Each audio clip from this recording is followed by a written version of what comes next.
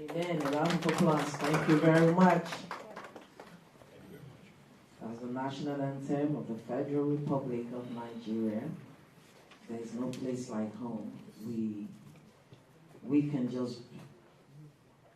have no other choice but build it to the best of our ability.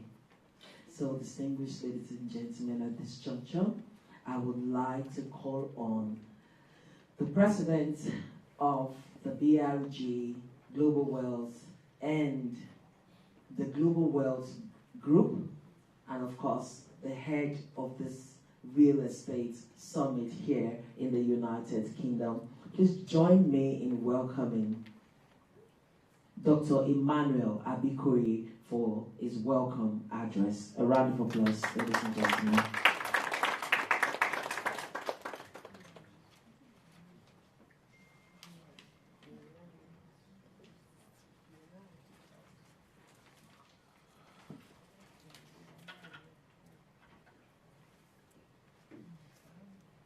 All right, thank you so much, moderators.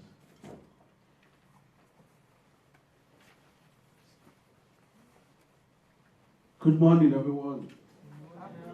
Oh. Good afternoon. I trust we are all doing fine this afternoon. I want to first of all apologize for starting late. We apologize. Please forgive us.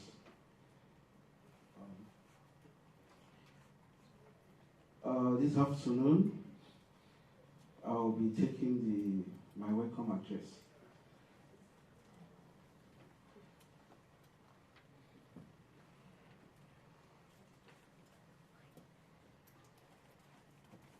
BRG Global Wealth Estates Real Estate Summit, London 2026. Welcome address presented by Dr. Emmanuel Abikuri, the president of the Billionaire Realtors Group. Distinguished guests, esteemed investors, our partners, developers, realtors, and industry leaders, members of the Nigerian diaspora, here and across the globe, ladies and gentlemen, good afternoon. Welcome to the BRG Global Wealth and Real Estate Summit 2026. Today, it's not just about real estate event. Today is a statement. A statement that Africans across the world are no longer satisfied with simply earning abroad. We are now intentional, strategically, and boldly building ownership, legacy, and wealth across continents. And that is exactly why we are here today. Let me begin by expressing my sincere gratitude to every single person in this room. You choose to be here today, and that choice matters. To our diaspora community, thank you for believing that no matter where in the world you built your life, your connection to Africa, and particularly to Nigeria, remains strong, strategic, and full of extraordinary opportunity. There is a reason we choose London as the first city for the BRG Global Wealth and Real Estate Summit. London represents ambition. London represents global exposure. And London is home to one of the largest, most hardworking, most accomplished communities of Nigerians on earth. But beyond earning in London, lies a bigger, more important question. How do we convert global income into generational ownership? Because here is the truth that many people are not yet facing. Many of us earn in pounds, but still do not own strategic assets. Many have worked hard for many years abroad, yet have no structured portfolio back home. Many have the desire to invest, but are held back by fears, uncertainty, bad past experience, lack of trust, and misinformation that has cost our community dearly. And that is why BRG is here today. Over the last decades, BRG has built one of the most powerful real estate ecosystems on the African continent, driven by professionalism, structure, credibility, and above all, results. Today, BRG proudly stands as the largest real estate brokerage firm in Africa, an honor awarded at the prestigious House of the Lord, Westminster, London in 2025. With a network of over 120,000 empowered realtors, over 500 billion in verified sales transactions, more than 60 active real estate current partners, over 5,000 homes delivered and 60,000 service plus sold, 10 years of global impact and industry influence. And we are honored as the Real Estate Broker of the Year at the 6th edition of African Housing Award. But beyond the numbers, beyond the award, what really matters to us is impact. Life transformed, family empowered, investment secure, dream converted into lasting ownership. Ladies and gentlemen, we are entering a new era. The world is shifting rapidly. Inflation is rising. Currency fluctuates, traditional savings lose value daily. And in a moment like this, strategic real estate is no longer just an investment. It becomes protection, it becomes leverage, and it becomes legacy. Smart diaspora investors are waking up to a powerful reality. The goal is no longer just to earn abroad. The goal is to own strategically across borders. Why? Because infrastructure is expanding. Cities are growing. The housing deficit remains massive. Commercial corridors are emerging, and strategic locations are appreciating faster than most people realize. However, let me be very clear. This summit is not about hype. Rather, it's about clarity, trust, and market intelligence that empowers you to make informed, secure, and profitable decisions. Today, you will hear directly from industry leaders, developers, investment experts, and professionals who understand both the opportunities and the realities of the Nigerian market. You will leave today knowing where smart money is moving, how to identify secured, documented investment, how to avoid the most common and costly diaspora investment mistakes, and how to build a real estate portfolio that creates wealth across generations. Many people today wish they bought in Lekki years ago. Many wish they entered Ajah earlier. Many wish they have understand the future before the crowd arrived. That same window, that same opportunity exists again today for those with the vision to see it. My message to every Nigerian in the diaspora here today is simple. Do not only work for money globally. Instead, build assets globally. Do not send money home. Instead, build ownership back home. Do not dream about legacy. Instead, position for legacy.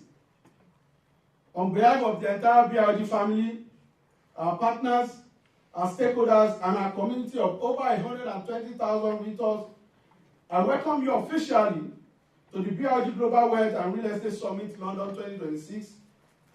May today bring you clarity, connections, and confidence, and the courage to make strategic decisions that will shape your future and your family future for generations to come. Thank you so much, and welcome to BRG. I remain Dr. Emmanuel Apikoye, President of the United Resource Group. Thank you all for coming.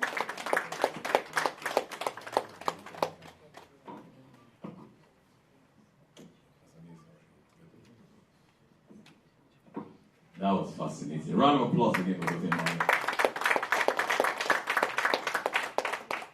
I'm sure you have some questions in your heart that you'd like to sort of like ask him, right? So maybe there's a time for Q&A because our next speaker is already here. All right, so Doctor, should we take one or two questions before we call Dr. Nee? Okay, great. Okay. Have you got like a question to ask? Any comments, any observation before we call our next speaker? What? All right.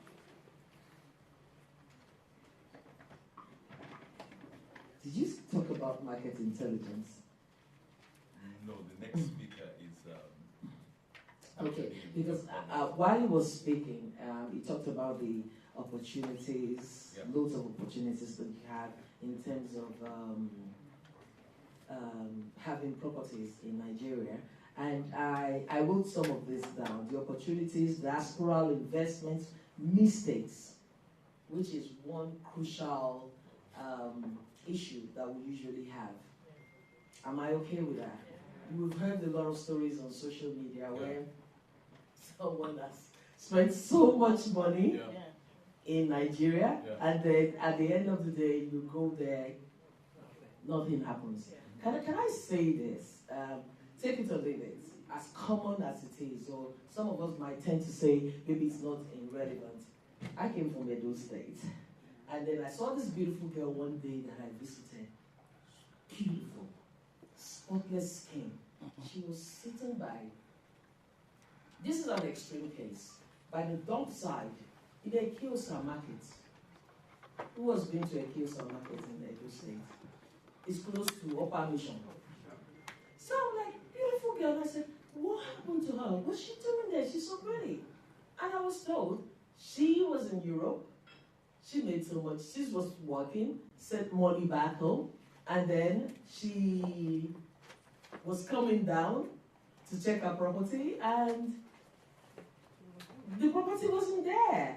And so that she would not fight back, they did something to her, quote unquote, and then she was just start lying there. You see, people say, I sent my brother over 80 million. These are like common. I just want to bring it down to the grassroots, so we understand. It's not posh. I sent my brother like 100,000 that he couldn't do. Take it or leave it. We just have to go downstream, grassroots, and it's a fact. Sometimes I want to do charity back home. I send even family members money, give it to these people. They don't even get it. Do you understand? So now we're talking about this diaspora investment mistakes. What are we not doing right? Are we too familiar with our family members, or they feel, oh, it's my uncle, oh, it's my auntie?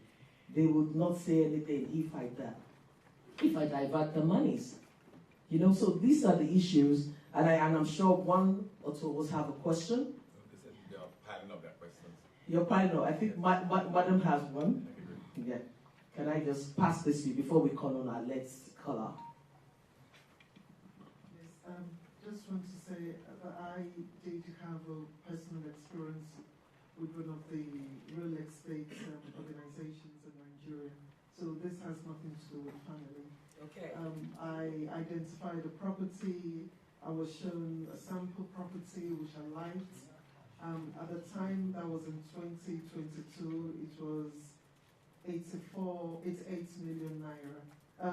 Million naira. And I was told pay 44 million and we'll commence the project.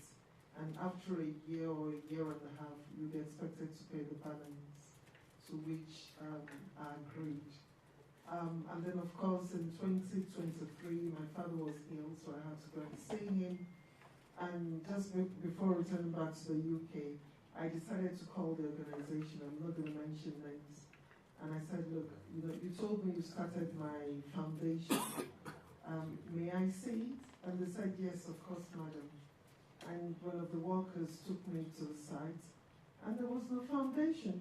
There was no foundation. I was livid, I was exasperated. And just before I left the phase 3 unit, as it was called at the time, I said I wanted to see the sample house again, just to reassure myself that I was making the right choice. So the same property I saw a year before, they took me there, and the ceiling was falling down. And I was told, oh, the contractor was no good, we've identified someone else. So at that point, I became discouraged, and I said, I want my money back. I want my money back. And because you failed, in accordance to the contracts drawn. And anyway, to cut the long story short, after having initiated proceedings against the so-called organization, they eventually paid my 44 million in January, out of which I had to pay the barrister 4 million. So it's very, very sad and disheartening, and I think many people would have reservations. But I think I feel confident about the fact that Monica is here. Monica bought about 3 or 4 properties for my cousins in America. So I sort of have confidence in that, and that's why I'm here Thank you very today. much. Thank you. That's good. I like the fact that you ended with the story of Monica. Is she your friend? She's my friend. Yeah. Okay, great. So why did you go Monica? Because Monica. I think it was Chimamanda Adichie that said that there is danger in a single story. Yeah. We've heard a lot about what you just said, but we thank God for companies like BRG. You get that? So that you can outsource your trust to them to get it done. I have not had that experience. I live here. Maybe I was lucky. But for what we are learning from you now, you need to overdose on your follow-up if you are here and somebody did a project for you now. I don't know if I'm making sense. But these people have a track record that you can rely on. All right? So let's introduce our next speaker.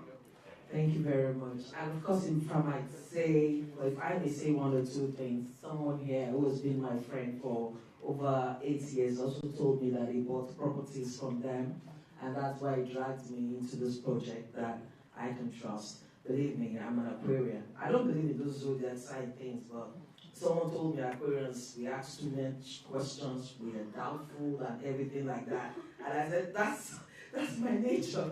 You have to prove to me what you're using the money for. You have to tell me you're credible, you've got to show me evidence and whatever. And then I saw with this one. I went to social media pages, I went to WhatsApp images, status, and I saw how involved and engaged this company has been.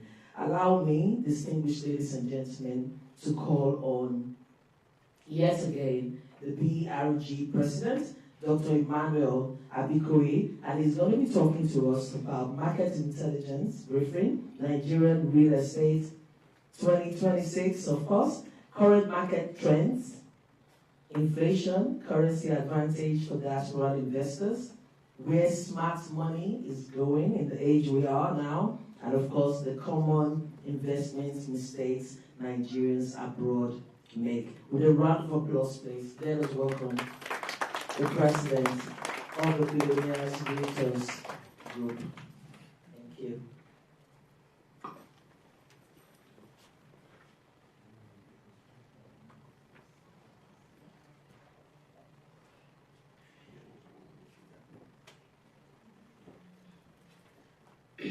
Good morning. Sorry.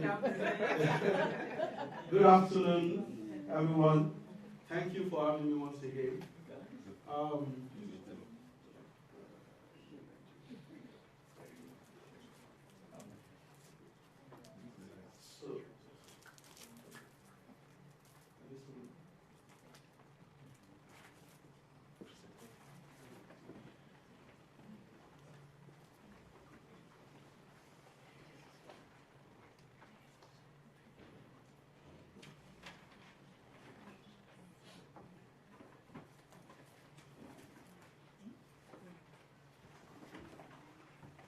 Yeah, I welcome you once again to the BRG Global Wealth and Real Estate Summit here in London. And the theme of our event is Wealth Beyond Wealth Without Borders. And very briefly, I'll be speaking on building secure real estate. Building a secure real estate portfolio across continents. The opportunities, the risks, and the reality. The biggest risk is not investing strongly, it is waiting for too long while inflation and urban expansion move ahead of you. Do we agree with this? Do we agree? Yes or yes? Yes. Yes. Because there's no. Okay, the context. Why more diaspora Nigerians are returning to real estate? You know, BRG is a brokerage firm. And we are the largest real estate brokerage firm in Africa with over 120,000 marketers. So a lot of us in this room, probably we have been dealing with some of our realtors. And for those that have not been dealing with us, I believe today we'll establish a connection because we are here to help you build a lasting real estate investment portfolio back home. So when we go through a lot of our database every year, we discover that Nigerians in diaspora make 60-70% of the people that are investing, while the remaining 30% are Nigerians that reside in Nigeria. So this gives us an information that Nigerians are actually investing back home.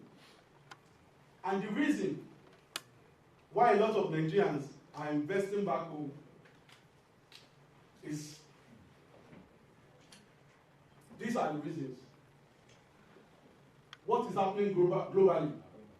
There's rising cost of living in the UK and Europe. Inflation is eroding the values of savings.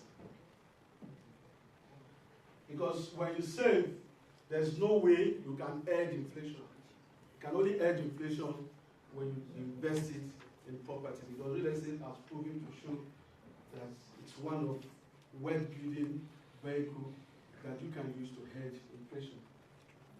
Traditional investment is growing more volatile, and African abroad are seeking asset-backed tangible wealth. And why Nigeria still matters? Because Nigeria is one of the Africa's fastest urbanizing nation. There is a massive growing housing deficit. Infrastructure in Nigeria is expanding and new corridors are being opened.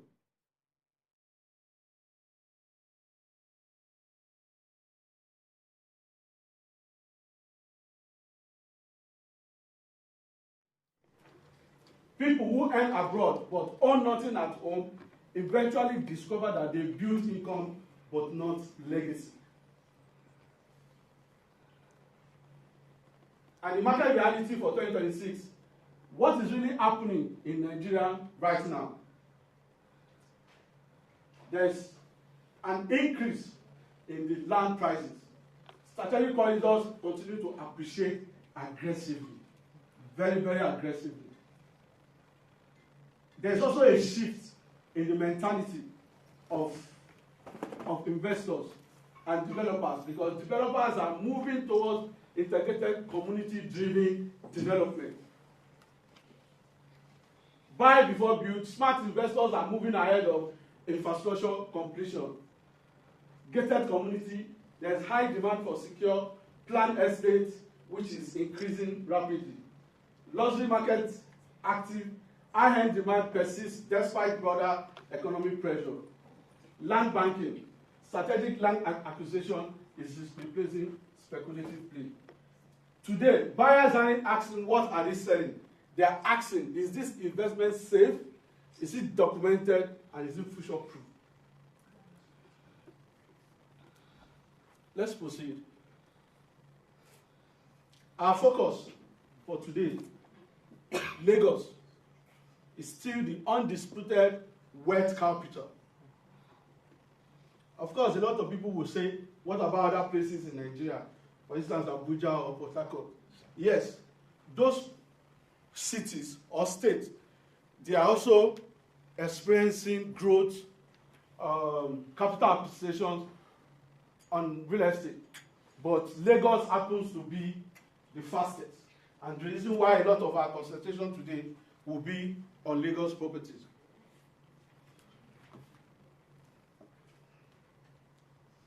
And these are the reasons why Lagos dominates. Lagos is hub for all commercial activities. Lagos has the highest migration inflow in Nigeria. Lagos has the highest infrastructure concentration. Lagos has the fastest property appreciation.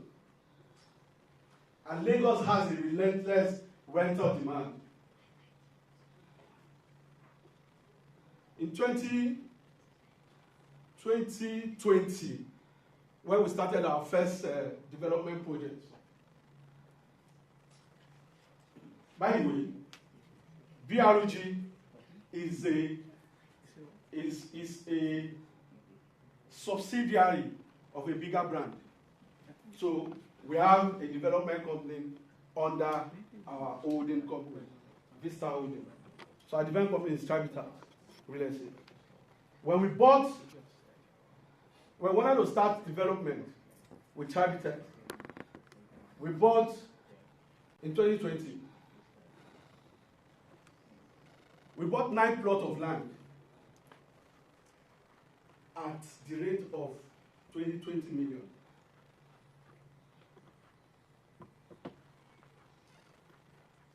One year into the project, we wanted to acquire more, to also expand the development, because we were getting a lot of interest from investors that wanted to invest.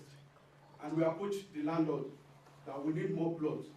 Can you sell for us at, 6 months into the project actually, can you sell for us at the rate we bought, 20 million per plot?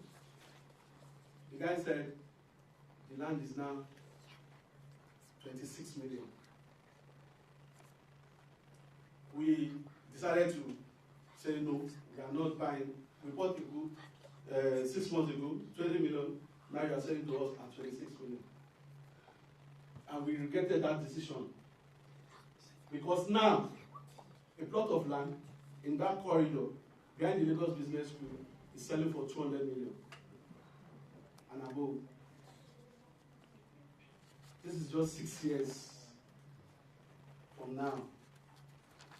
So the kind of appreciation that real estate investment in Lagos is enjoying, you can't compare it to any other state. You can't compare it. And over the years, even when the Sokoto axis was developing, I moved to Sokoto. I was staying on the mainland, moving to Sokoto. When I moved in 2017, when we moved to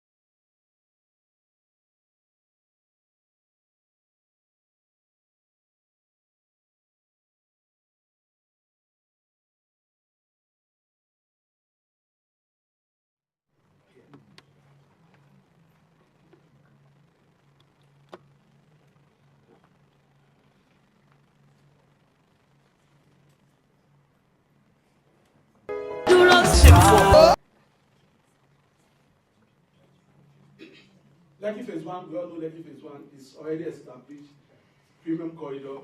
We have the Ajax's high velocity appreciation zone. We have the Ibejuleki, where the refinery and the deep sea port is driving the rate of appreciation in that corridor. We have the Ekpe axis, where it's an emerging zone for long-term play, thinking about long-term investment and land banking. We have the Shongotelu Eleko, which is the next wave growth area. Then we have the Lagos mainland axis, which is redevelopment and affordability. Infrastructure creates migration. Migration creates demand, and demand creates wealth. And as you can see from what we have here, Lagos prime property market, Q1 in 2026, the reality check. The market is not slow, it is selective. Capital is active, but moving only toward assets with strong fundamentals. Ikoyi, we all know Ikoyi is Lagos' most prestigious residential district, low density, high security, premium development. Demand remains steady among the HNI's buyers.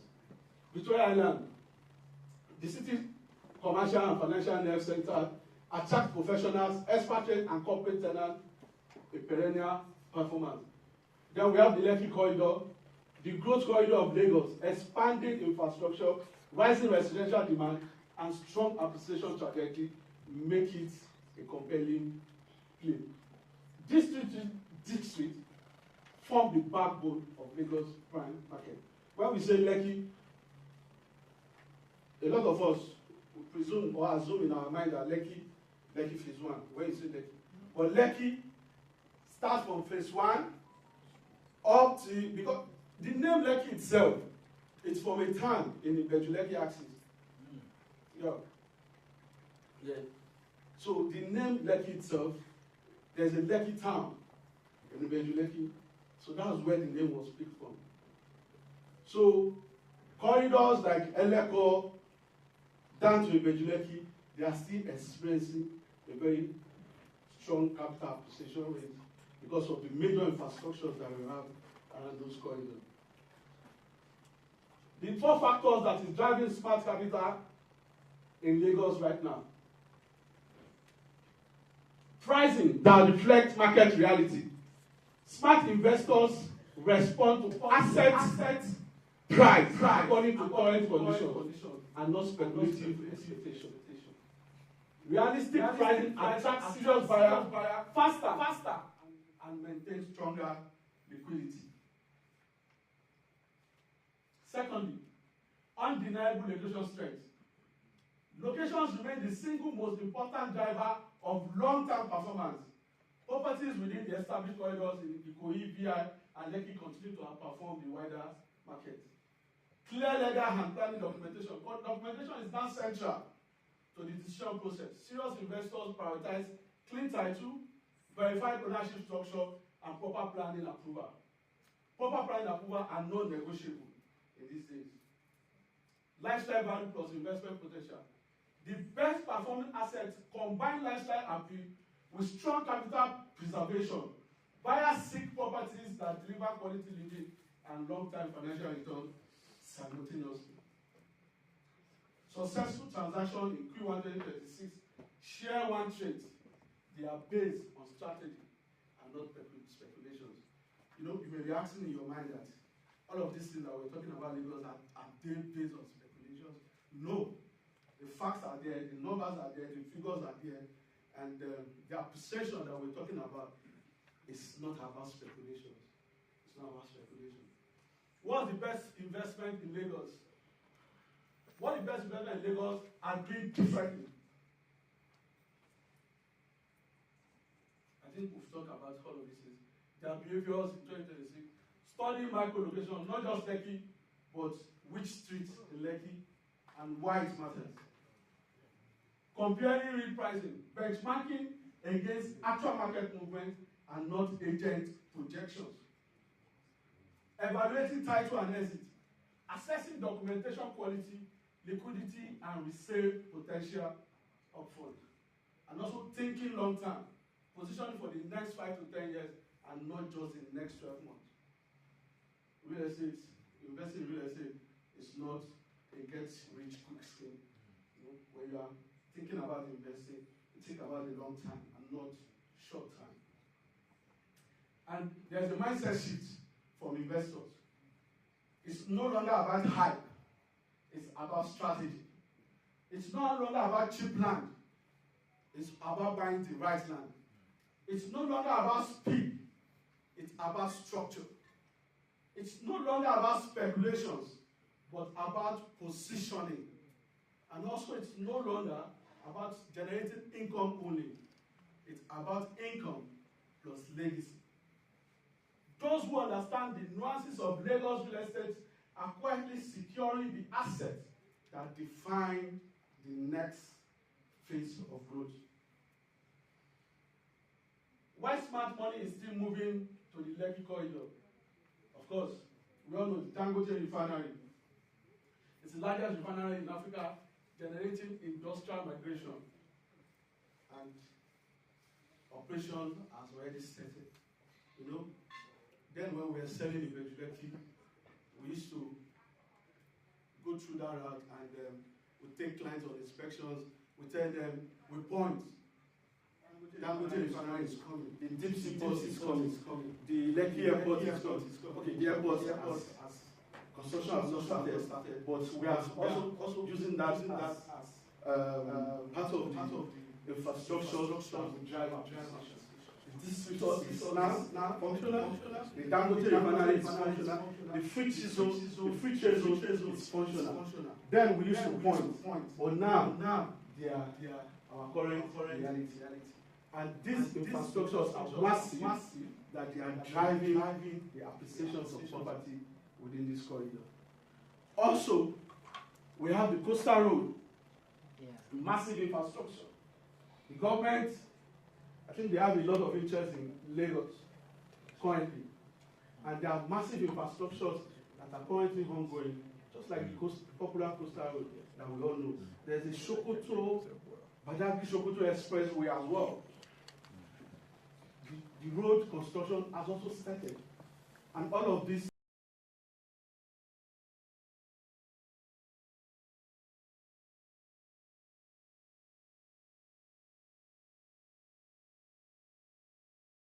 it's not about Dangote refinery is coming, it has come. It's not about the deputy support is coming, it has come. It's not about the coastal road will be done.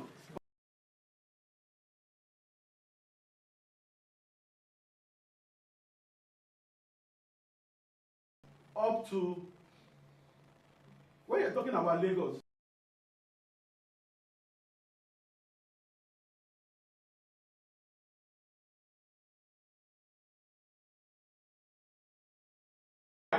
where the road starts and get to Ibejule.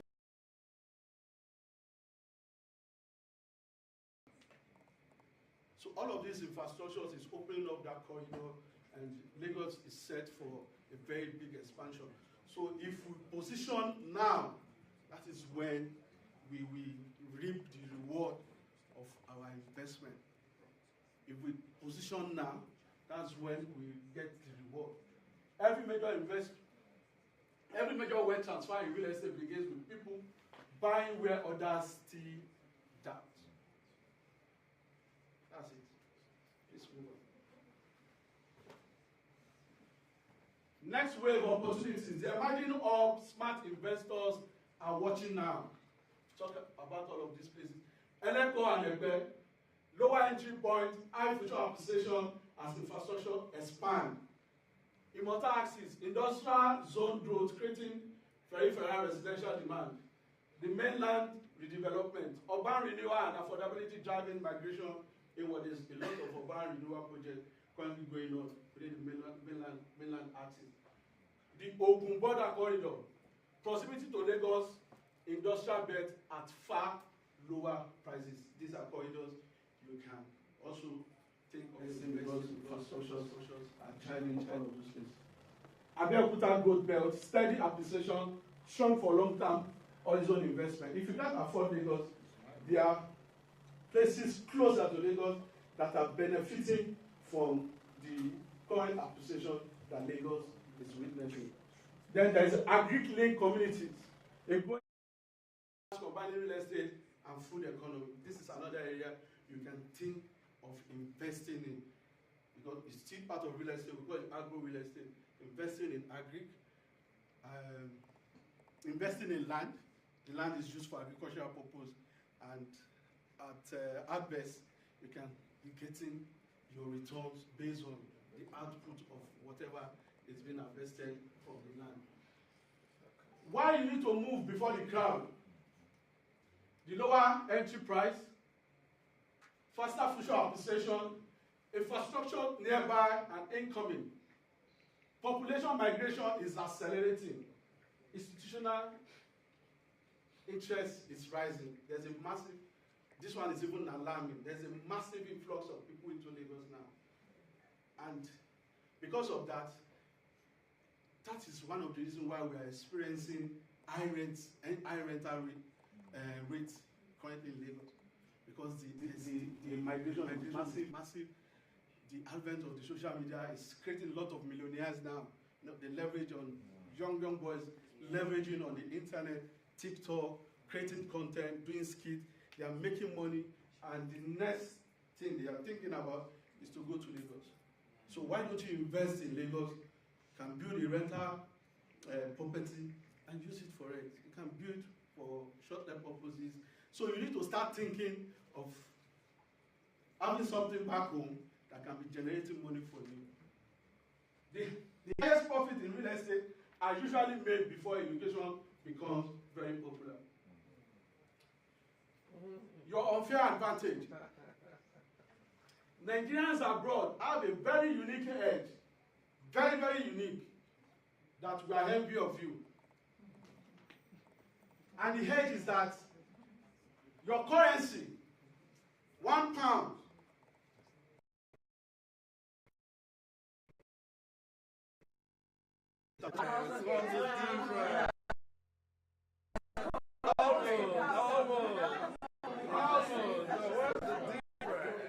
you guys have the advantage ahead of us. I wish we can reverse it. I wish so. You have a hedge. You have a hedge. And it's not fair to us. It's not fair to us. Your currency strength is your investing superpower. You need to leverage on it. Leverage on it now before Nigeria becomes better. Oh, yeah. Because by the time £1 is equal to £1.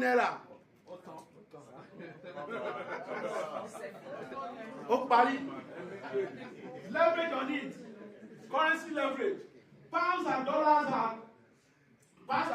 now command extraordinary buying power in Naira terms, giving diaspora investor access to premium assets at relative discount.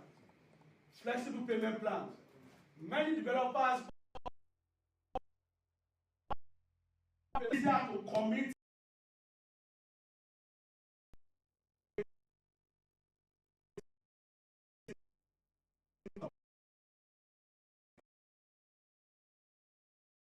acting now is your real advantage. The earlier you convert currency advantage into asset, the stronger your long-term positions becomes. Why real estate remain a defensive asset in inflationary time? What inflation is doing? Construction costs are rising, slowing no supply. Land prices are increasing regardless of the economy. Rent prices climbing, and landlords are the ones that are making all of the money. Naira purchasing power fluctuating unpredictably. What smart investors need to do? Lock in assets early before price reset. Buy it now, improving high growth corridors. Prioritize documentation and title security. Invest in income producing properties. And diversify between land banking and rentals. Cash lose value over time, but strategic assets compound value over time.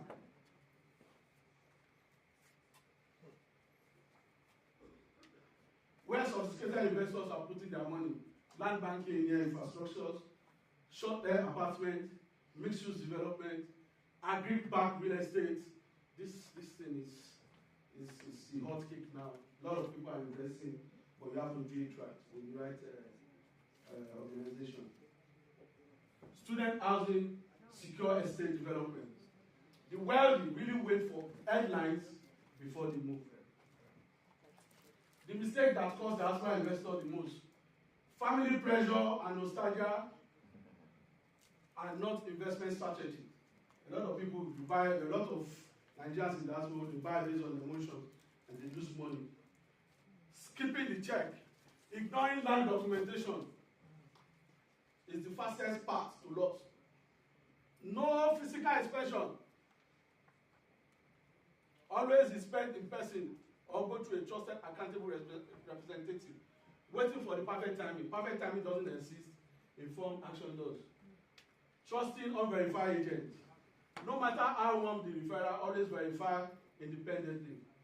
Chasing cheap prices. Cheap without due diligence is expensive. It's just expensive regret in disguise. No long-term strategy. One plot without a plan is not a portfolio. You can see some of the mistakes that you guys are making. The new real estate economy. Trust is now the most valued currency in real estate. This era is already ending, and this is the new era. What investors demand: credibility and demonstrated track record, full lender transparency on every asset, realistic, verifiable projections, professional delivery with accountability, structural investment framework. Trust is now the most valuable currency in real estate.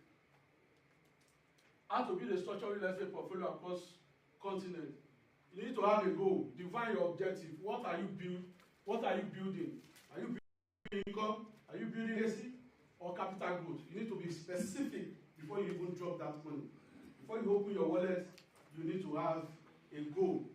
Your goal of investment will help you to determine where to put in your money. You need to start diversifying your portfolio. Spread your risk across land banking, rental income, commercial, agri-backed assets. Don't concentrate your risks. You need to verify everything. Only work with credible, proven structure. Track record over promises. Documentation over juju.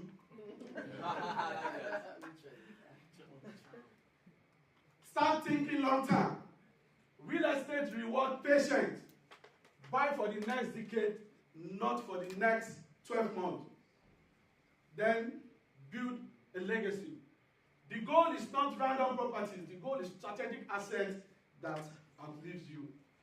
The goal is not to own random properties. The goal is to build strategic assets that outlive you. The window of opportunity is open, but not forever. People delay, you wait. Infrastructure arrives, price surge, demand explode, then you are out.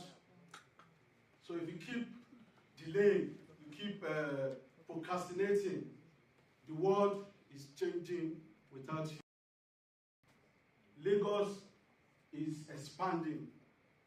Whether we like it or not, Nigeria will be great again. Yeah, because the infrastructures are there. If you choose to invest now, if you choose not to invest, the Calabar Coastal Road is already done. The Lekki Express has been rehabilitated. That has been given a facelift. So there are a lot of infrastructure that is going on within this corridor. So don't wait till you are priced out. This pattern has also repeated in every major corridor. From Lekki, we've seen it some 20, 25, 30 years ago. Lekki was a river. The same Lekki that we are all shouting now. It was a river some 20 years ago. But some people saw the future and they invest into it. So ask yourself, How will you feel now if you, at that time, when you were selling Lekki, you invested? How much would you have made now? So the pattern is repeating itself. From Lekki to Chevron. Chevron also was a lot of all of those artists were river, they were fishing, you know.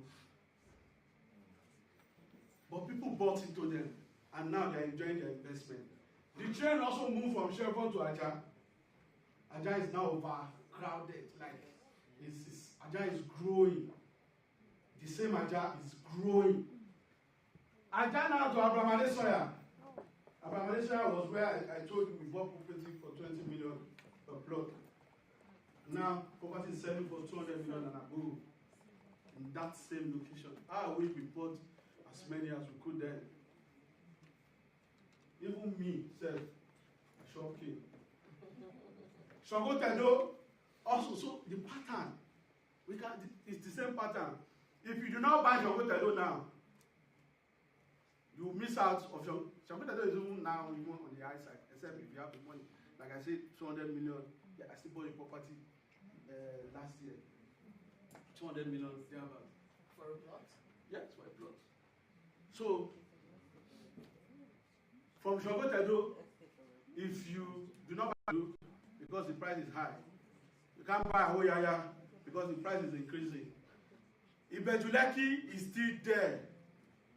In another 5 years, when we moved to Shogo Tedo was not the way it was now.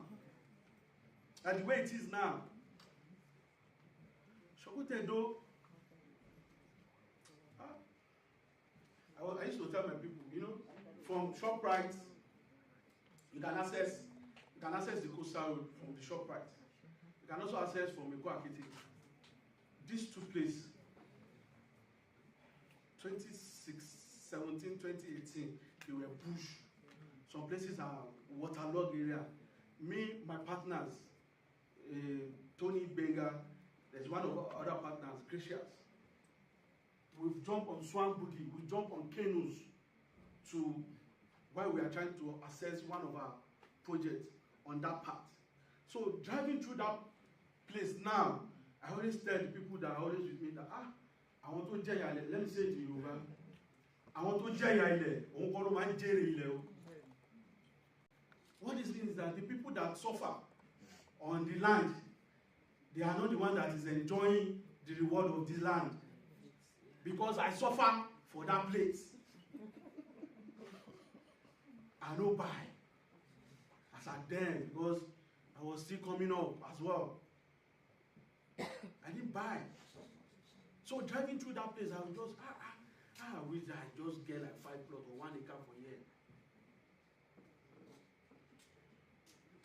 So don't let it the same thing be for you. Ibeju Lekki is expanding. Now that you can afford to buy it, buy. All once dumped. What's happening now?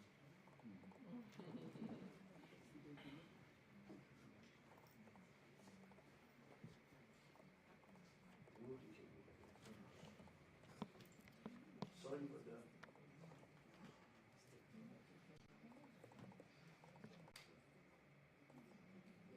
Okay. All of these areas, they were once dumped, but now all are converted. Real estate reward vision before validation. The question is, will you position early or you will arrive late? Why BLG exists and why it matters to you. Our mission is to help Africans globally build secure, profitable, and sustainable real estate portfolio through structure, intelligence, and trust. This is why we are here today. The Billionaire Ethos Group. We are here to help Africans globally build secure, profitable, sustainable real estate portfolio through structure, intelligence, and trust. This is our 10th year in BRG. And from our record, we've sold over 60,000 plots, close to over 500 billion in volume. It's our 10th year. One of the reasons why BRG was formed is to help investors secure investment through the right sources. And why? That is the reason why we're here today. We make sure that we advise you based on strong market intelligence, data-driven insight on where, when, and why you need to invest. We have credible partners, vetted developers, and verified opportunities. Strategic opportunities that are created, assets aligned with your wealth objective. Investors education, we share knowledge a lot that protects and empowers every client. Professional brokerage, structured, ethical, and accountable at every step. Wealth ecosystem, a global network for Africans building across the borders.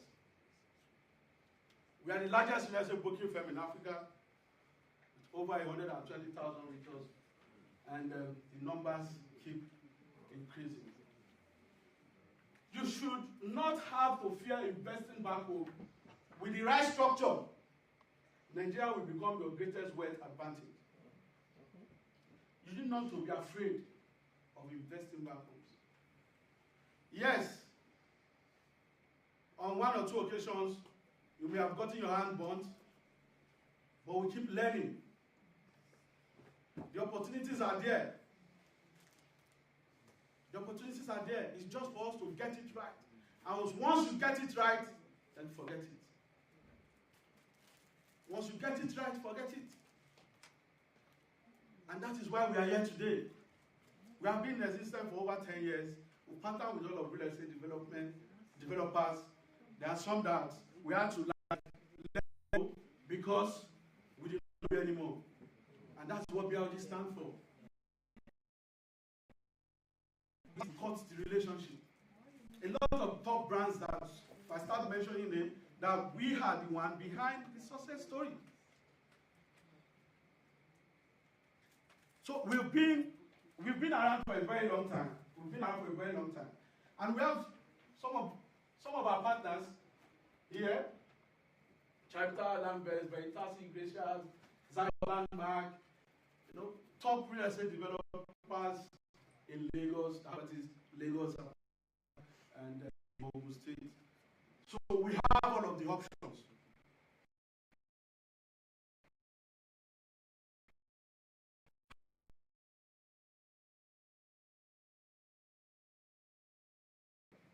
It's good when you come through us, when you come through the brokerage, not just dealing with the developers themselves, because you don't know them. We know them. We know how to handle them for you.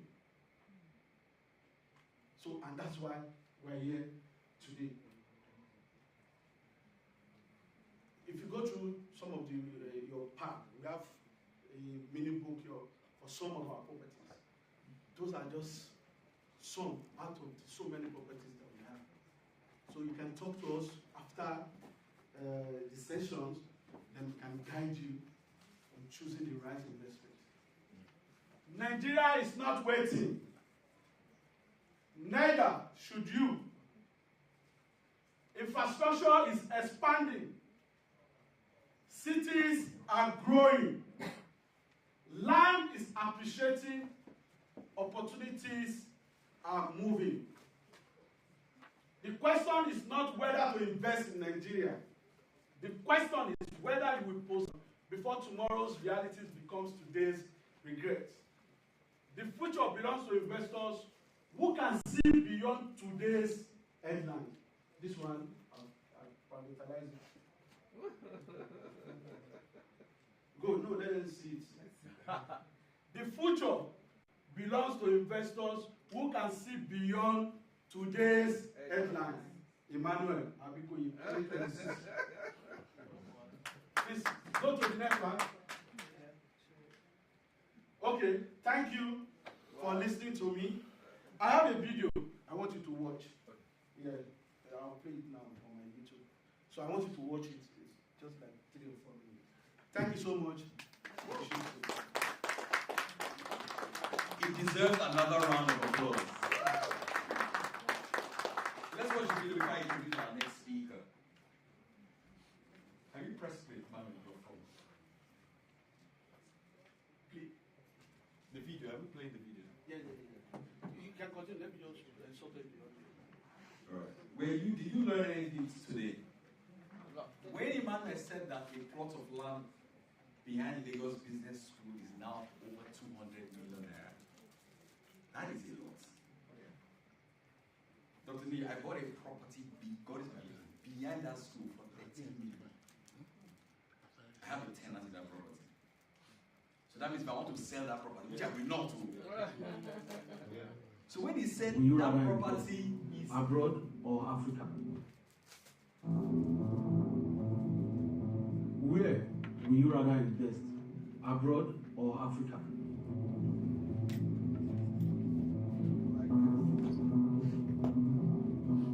Hey people, welcome to your Shores Real Estate Plug YouTube channel, the Chief Coach of Lagos, and today we are diving straight into a very big discussion. Where would you rather invest, abroad or Africa? I recently attended a real estate conference in the UK, and this exact topic sparked serious debate. I mean, the room was hot, everyone had their opinion, some logical, some emotional. But before I could even tell you who won the argument, or where I personally stood, let's hear from someone who has been consistently preaching this message. Dr. Akinwumi Adesina, the president of the African Development Bank. Watch this video. You said it all. Africa is the place to be. I mean, for all the reasons that you said, I'm not worried about Africa for any reason. First, if you look at the demography of Africa, you've got 75% of the population less than the age of 35. So that tells you that Africa is going to be workforce of the world, the labor workshop of the world. To feed the world, 9.5 billion people, 10 billion people by 2050. That's not going to come from anywhere in Asia. It's not going to come from Latin America or US or Canada or anywhere in the world, or China, by the way. It's going to come with Africa. So I am not worried at all about Africa. In fact, I am excited about Africa. And in fact, for the investor that I hear, what I want to say is if you're not investing in Africa, actually, I'm going to ask you walk across the street,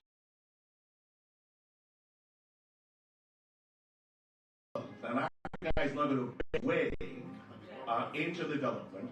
Africa is going to train and invest its way into development. I have no doubt that Africa will be the lighthouse for the world under any circumstance. Now, let's talk the real talk. Real estate is evolving fast in Africa, and Nigeria is one of the countries leading that growth. But I know a lot of Nigeria in diaspora are stuck in this dilemma. Should I invest where I'm currently living, or I send my hard-earned money back home? Now listen, as a global real estate consultant with experience across different continents, I would in the UK, and it is to invest in Nigeria over and over again. Let me break it down for you into 3 solid reasons why investing in Nigeria is definitely a must. Firstly, free market advantage with high return on investment. Let's start here. Nigeria market is still young, and guess what? That's exactly what makes it attractive. Some people will say, oh, but Nigeria doesn't have a well-structured investment data. Well, that's true, but here is the truth, and that is not a disadvantage. That's exactly what makes the opportunity fresh. You can't compare a country like Nigeria that is just over 60 years old to a place like the US that has been tracking real estate growth for over 200 years, or the United Kingdom, who is our colonial master. We are still in the early phase and early means leverage. Foreign investors already know this, and they have strategically positioned themselves within all the developing zones of the country. Why? Because they see where this is going. A global report even projected that Nigeria will become the 5th largest economy by 2075. Let that sink in. Foreigners are not waiting. So why should we, as Nigeria, keep sitting on the fence? Secondly, who If you earn in pounds, dollar or euros, listen carefully, you already have a hedge, but this is where a lot of people get confused. They say, but when I convert back to pounds or dollar, it's worthless. That's somehow true, but here is the bigger truth. It's always best to invest and spend in naira. That's when you truly enjoy the return on your investment. Let me break it down. You have £1,000, great, but can that get you a 2-bedroom apartment in the UK? No way. Now, if you convert that £40,000 to naira, you are currently sitting on enough money to secure a solid property in Nigeria.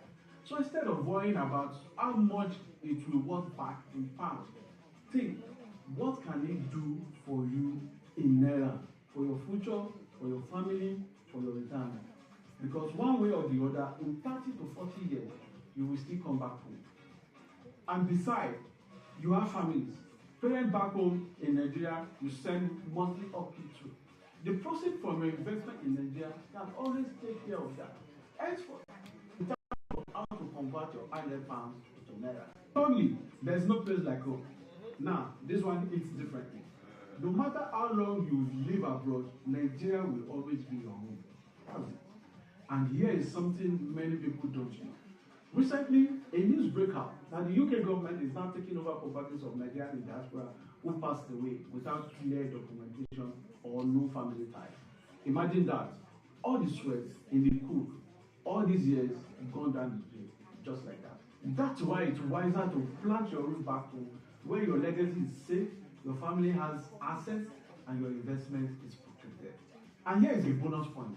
You are not just investing, you are building a nation. One thing I always say is, real estate is not just about money, it's about impact.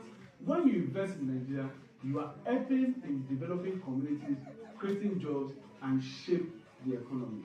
Short-term properties, residential properties, commercial hub, all of these are more than structure.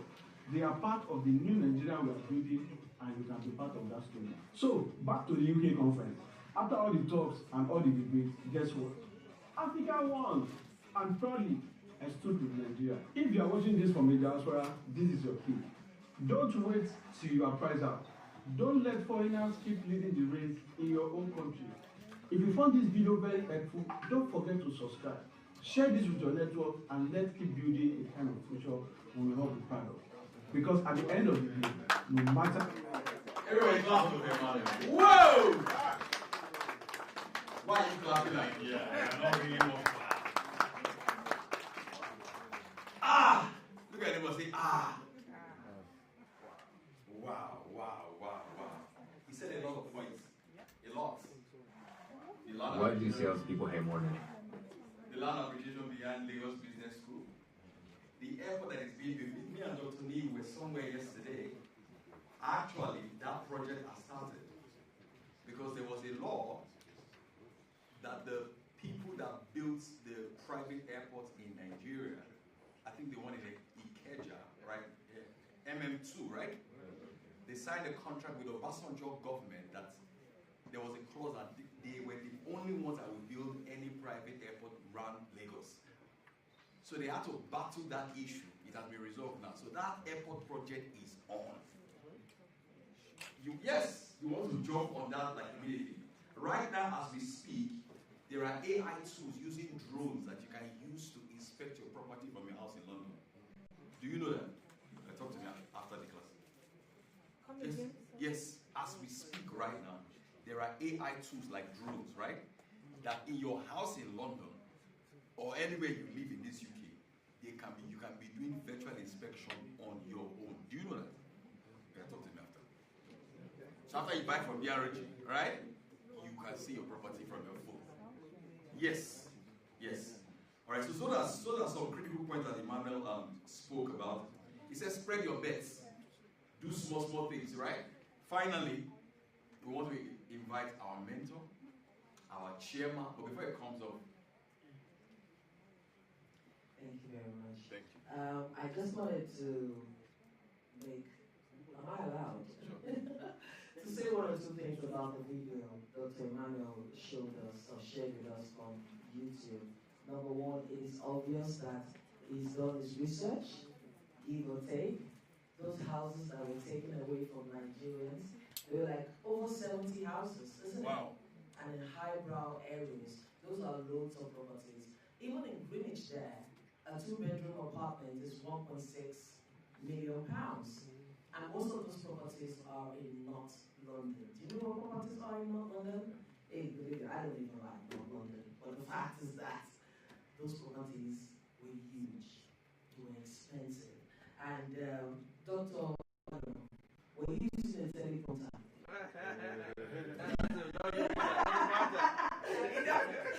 Because I have to say that because he did it so beautifully and so passionate, and it's like this is what I do. I live and I breathe properties, and I mean I can feel it in the passion that you displayed. I'm like, okay, I would consider buying into BRG. That's awesome. And I just want to say this quickly. We'll be going on a break, but before then, ladies and gentlemen, we would have our next speaker, one. Secondly, please, if you feel you're not really being involved, there are still some empty seats in front. If you want to come, please. We've got like 2 seats here, and the next row is empty. And ladies and gentlemen, we hadn't succeeded in delivering. And please, ladies and gentlemen, if you want to use the restroom, it is on the 3rd floor. The lifts are very good. They're fast. In 2 seconds. And there's a restroom. Yes, there is. Definitely. On this floor, there's a restroom. It's human nature. So just in case you want to use the restroom. Why are you laughing? Okay, ladies and gentlemen, please. I know quite a number of us are behind, and you've made your space comfortable, but we have seats in front. For the sake of pictures and camera, please, we want you to come and sit in front. So, bros. I want to introduce the next speaker because it's very special to me. And I'm happy that I have the honor to introduce him. I heard him speak years ago. I heard him speak years ago. But I wasn't at the meeting. Somebody that knows him now placed a call. I don't know if you still remember. Put the phone on speaker and said, okay, I respect you. I really, really honor you. I never believed that I could have his number, have the quality relationship that we have today. You know that Nelson Mandela said that, don't you know that when you live your dreams, you give other people the permission to live their own dreams? Thank you, sir. Did you get that? Because I saw him, I believe I could do it. Am I talking to somebody? Yeah. So today we are speaker because of people like Dr. Lee at this time. Please give him a warm and a resounding round of applause as I take him out.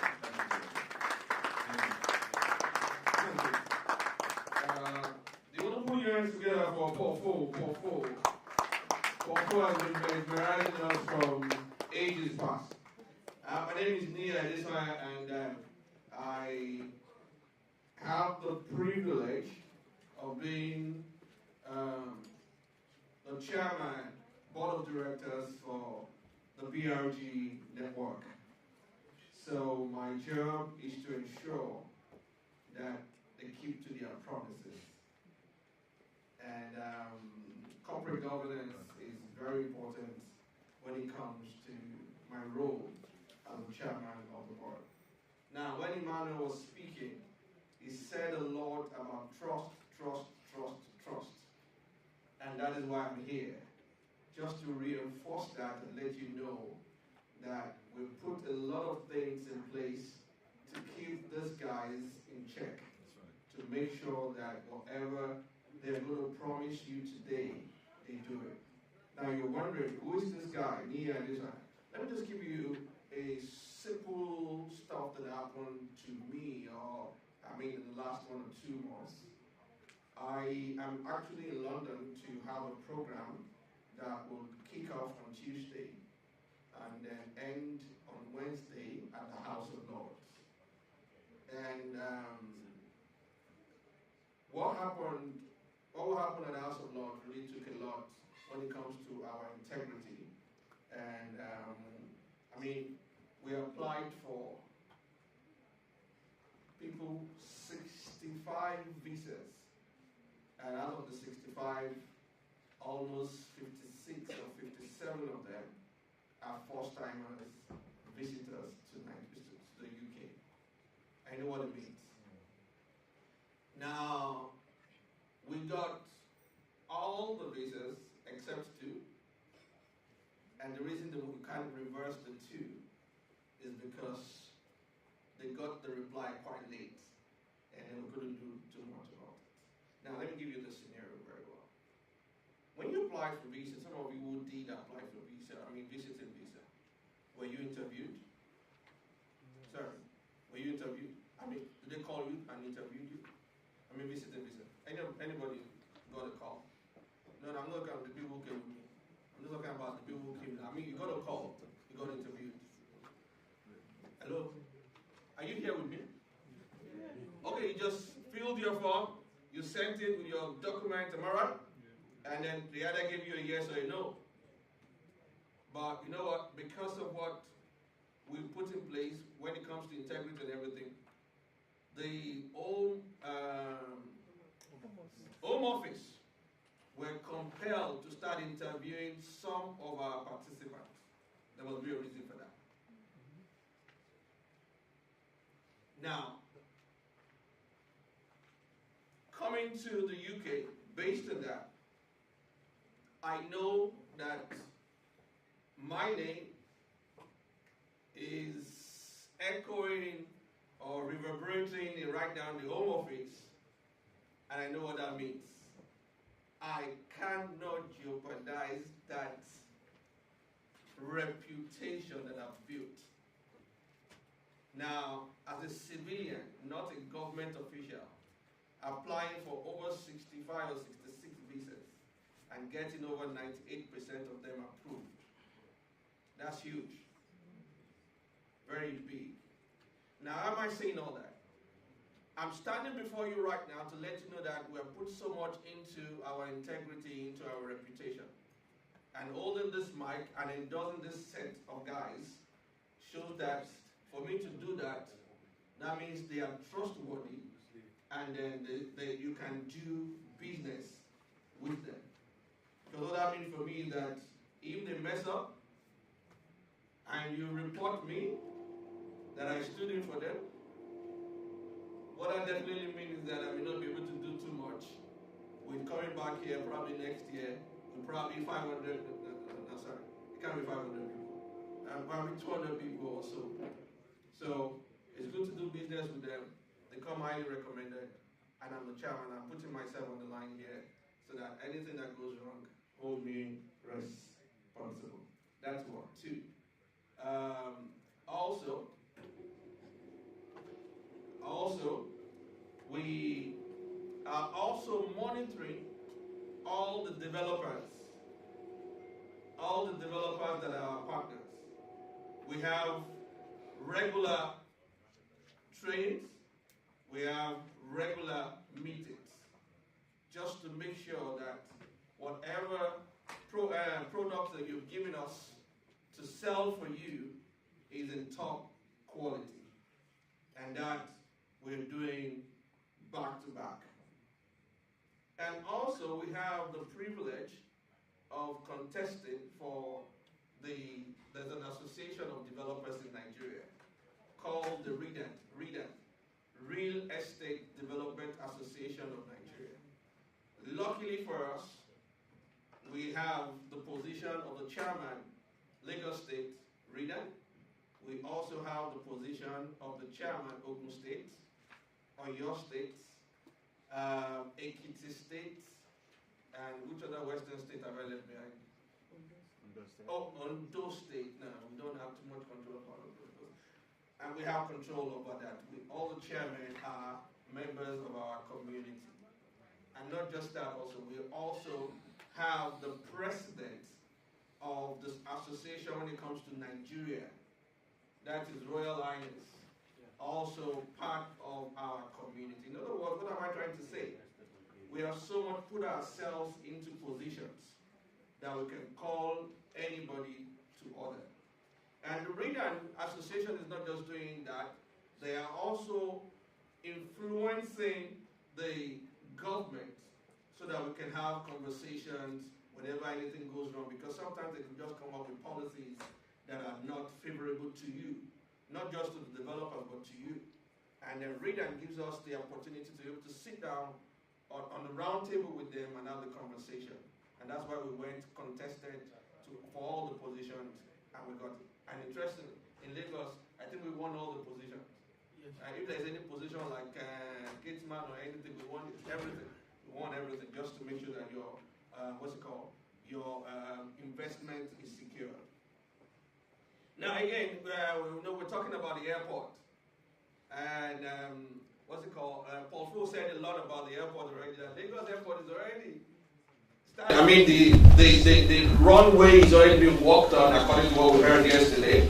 Runway is already being worked on, and then every other thing that you need. What stalled it, according to what Paul Fu told us, Babalaki Courtney, MMT, he signed a contract that he is the only one authorized to build, run any private airport in Nigeria, in Lagos.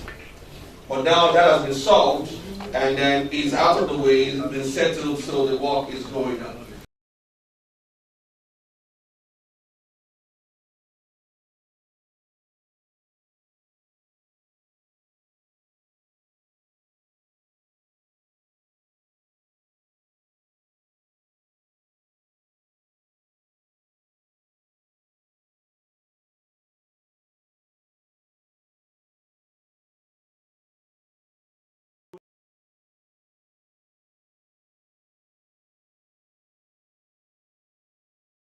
Is longer.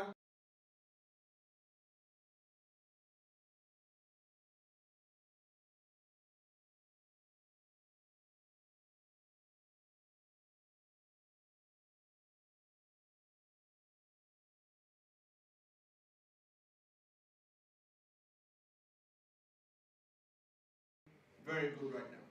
Why am I saying all that? Because look, by the time you start seeing infrastructure taking place and being built in a particular place, you know that the property around there is about to skyrocket. Yeah. And the best time to plug in is not when the infrastructure has started being built or being constructed. The best time to plug in is when there is an announcement about it. And luckily for you right now, we're here announcing to you the kind of infrastructure that is going on in Nigeria in that axis. And you need to make sure you plug it. And then one other thing, I think we're going to have a conversation with that when we get back to Nigeria, is that yesterday we met him, it was at a program, and then the mortgage system in Nigeria. Interesting, we have the mortgage system in Nigeria. So we're going to talk to the man, the MD of the mortgage firm, and see how you can, put some money down, and the mortgage industry bank takes over, and then they help you to pay it instrumentally and everything. And the conversation is going to happen. I will come back to you concerning that. But on a lighter mood, this is a lighter mood. Oh, sorry, this is actually on a serious mood. What is it about this reform UK guys? Hello? I mean, is it reform? Yeah. I just had a guy on TV recently, just when I came to England. You know what he was saying? He said, there's this particular paper you guys have. It's a indefinite leave to remain. Am I right? Come on. Hello? Yeah, right. What's it called? Yeah. He said 800,000 people are qualified for it in the next few years. You know what he said? He said, you're not going to get it. Yeah, he said it. He said, you're not going to get it. And you may think he's bluffing. It's a pity my slide is not up here. I want to show you the data that this guy is going stronger and stronger. Every election is going stronger and stronger. And right now, when people are even thinking about it, that look, this guy may eventually become the Prime Minister of the United Kingdom. If that is not making you think about Nigeria, you better start thinking right now. Better start thinking right now. You're not going to get it. 800,000 people are not going to get it. They're going to tighten all the immigration.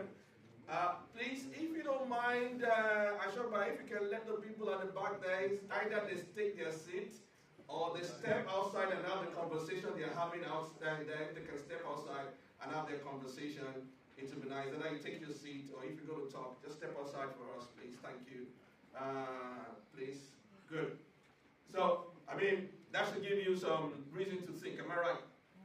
Hello, come on, talk to me. Am I right? That should give you a reason to think. And there's no place like home.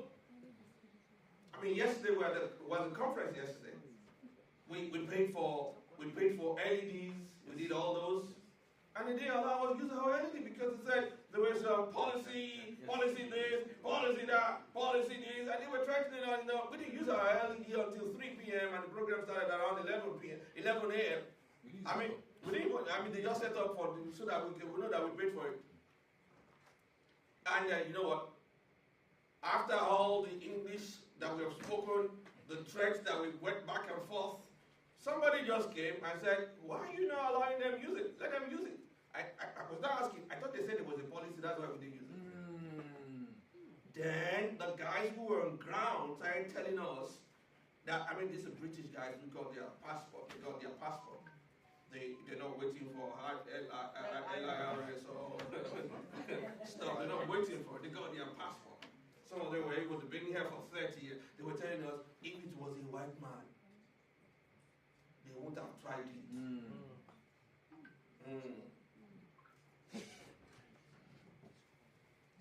In other words, what does it mean? It doesn't matter the kind of people that you have right now, whether you have a passport or not. It's still going to discriminate against you. So you better build your house, come over to Nigeria, we will discriminate against you. Bring the money up. Bring the money up. And not just that, I had one of my senior friends, a mentor, probably most of you know him. His name is Agu Iruku, the pastor of Jesus House. I mean, one of the most influential black men in the UK. I just realized that this man was coming to Nigeria very frequently. Unlike before, he just clocked 60. And I think he's getting 61 or 62 right now. So I have noticed that, not just him, there's another friend of his, who's called, Yemi Adedeji, Venerable. I was then asking them the question, why are you guys coming to Nigeria too often? They said, no, we're 60 right now. The weather in the UK, their immune system cannot cope with it again. So they would rather run down to Nigeria when it is cold, and when there is summer, they come back to the UK. So the question you want to be asking yourself right now, if you're above 50, 55, 60, 65, can you actually cope with the weather when it is winter right now? Are you losing that immunity? Are you still that strong to withstand all those cold? I mean, I envy you guys. I mean, when the first time I came to this country like 15, 16 years ago, when I saw the way you guys were working, the way you guys were hustling, Jesus. I went back to Nigeria and I told them, if they send you £1, write an epistle of Thanksgiving. I like that. Because I know what these guys are going through. I mean, in the cold. Sometimes in Nigeria we have a bath, like twice in a day and everything. But as I come into this country during the cold, oh boy, sometimes I know they bath. It's too cold. And then from there, you will never see me in England or anywhere, Western world, around what's it called, October, November, December, for what now? They say white Christmas. I say, don't worry, leave me with my dry Christmas. I will prefer that. Now, what am I saying now? Is it not wise for us to take care of our old age before it happens? Yes, sir. It's not wise. Yes, sir.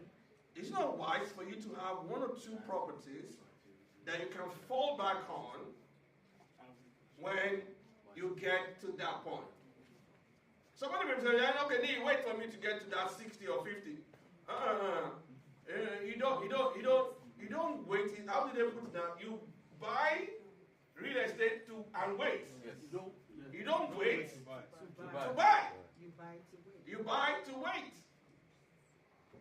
And then just imagine you clock 60 or you clock 55 or something like that. Now bought a property and you don't even know us in Nigeria. We don't know you. You have not built your relationship. You have not built your community in Nigeria. Because you've just felt that you just come in and everything will be okay. You may be finding yourself in a very serious hot soup. Are we together here? Hello, come and talk to me. Are we together? Yes. So let us take care of our old age. Now let me talk to men. Men, do I have the men here? Yes. And then I can't feel you. Men, are you here? Come and shout if you're here. We're here. Men, don't worry, I can still keep talking until it's not coming up. Okay, men. Can I see your hands, man? Sorry, ladies, you need to excuse me on this right now. But do you know we need to take care of ourselves, man? We did everything. We sweated. We did everything. We brought in the money to take care of all these kids and everything. And I said, excuse me, I'm coming back to you, but let me deal with the men first. I'm coming back to you. We did all those things and everything. And most of the time, when they grow older, focus more is on their mother and not on their father. Am I right? Yes, sir. No. Okay, sorry. You will say no, don't worry. Let me leave here. Don't let me see you. No, I'm not talking to you right now. I'll come back to you. Man, am I right? Am I right? Yeah. So sometimes, you know what? You need to sit down, look at it. How do I take care of my old age? If these children will not even do it. And there's a trick they played on us. Man, there's a trick they played on us. There's a trick. The mothers were seen to be very gentle and very accommodating, very loving. And then when they're about to discipline the children, they push us to discipline. And in the process of us disciplining and then getting things, I don't know why this auntie in front is just shaking her head. Don't worry. I have good news for you. I have experience opposite to what you are saying. You are just the 1% out of the 99%. Okay, yeah, but that's why I wouldn't agree. And you are the, you see, that's a woman telling you. Exception to the rule. I agree with you. Exception to the rule. But can I go on? Yeah. So, we discipline them and everything. Although we're doing the right thing, but most of the time, those children misinterpret it to being wicked. And then they take care of their mom.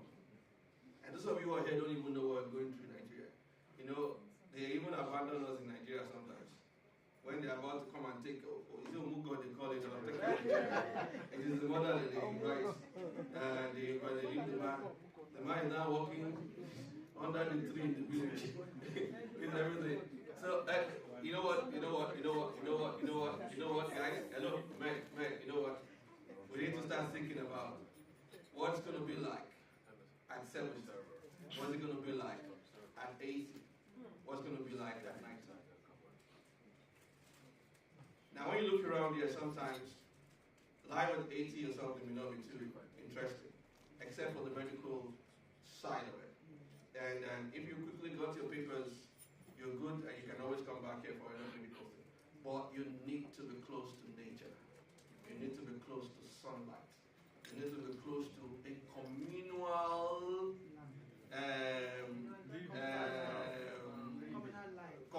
life. I wanted to say communal community. I was talking that without sound like tautology or something like that. But you need to just be close to that. And that is one of the reasons why you need to just look at everything we're talking about here and then plug into it. If this is not working, we don't need to deal with this. Let's just go on. I think I'm almost done with my time.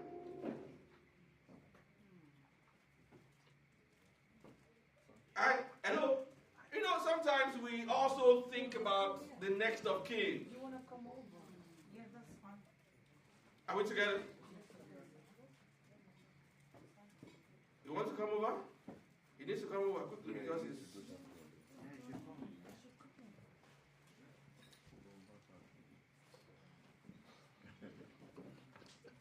Next of kin.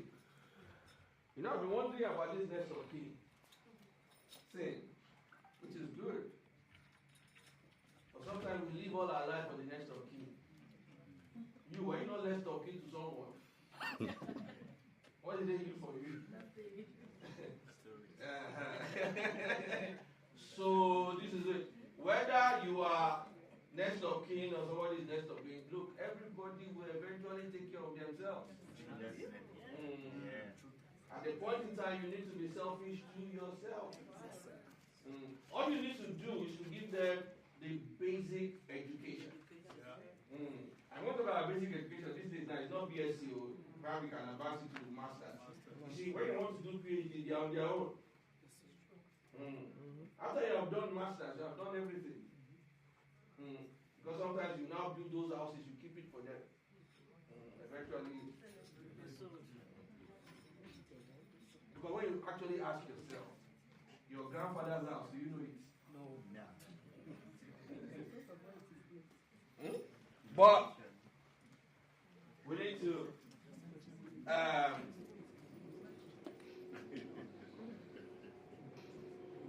it has a better word right now.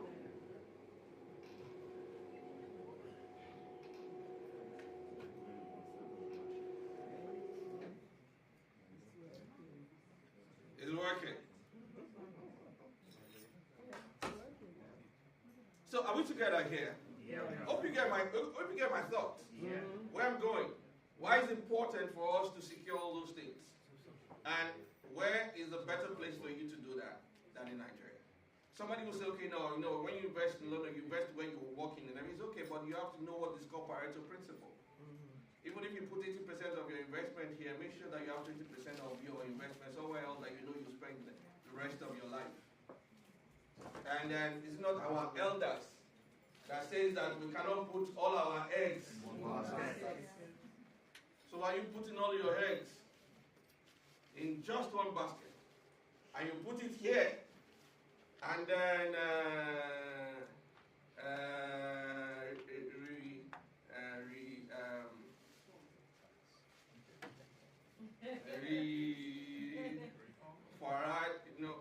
I'm just trying not to mention it.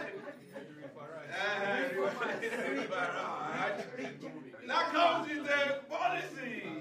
What do you do about it? He won't become a prime minister. No, you see, I wish I could just show you how he's making his progress. He's making progress. Every election is making progress. Yes, it is. So, anyways, instead of us praying, let us strategize. Let us strategize. Let us secure a place that we can fall back on as we grow older. It's not even about Farage, it's not even about reform, it's more about you securing your old age. Ibejuleki is the place to be. Ibejuleki is having a lot of infrastructural development. We have the red line, the blue line train, we have the purple. I mean, Lagos is just going from one bound to another. And the airport, everything. If I were you, I need a piece of Ibejuleki. I need a piece of Shongutego. I need a piece of Ekwe. Interesting, that's where my mother is from. Wow. My time is up. Just a few minutes. I know, you're using me to get this thing up and it's okay. So, you must have a piece of the land there. Are we together? Come on board. Let's do this thing together. Let's secure your old age. How many of us, we have mothers, we have fathers and everything, still in Nigeria, am I right? So I will just give them a house. Somewhere in Benjuleki. The coastal road, you guys need to come and see our coastal road. It's a really good coastal road. And it's going to get to Calabar. It's going to pass, will it pass Benin? No, I don't think so. Yeah. It will pass Benin. It's very close to your upper top. Yeah, it's going you on that too? Where are you from? I'm in Lagosian. Lagosian? Where part of Lagos? I'm from Surulere. I was born in Surulere. Which Ika? Yeah. I see. You were born in Surulere. No, when we Lagosians? When we begin.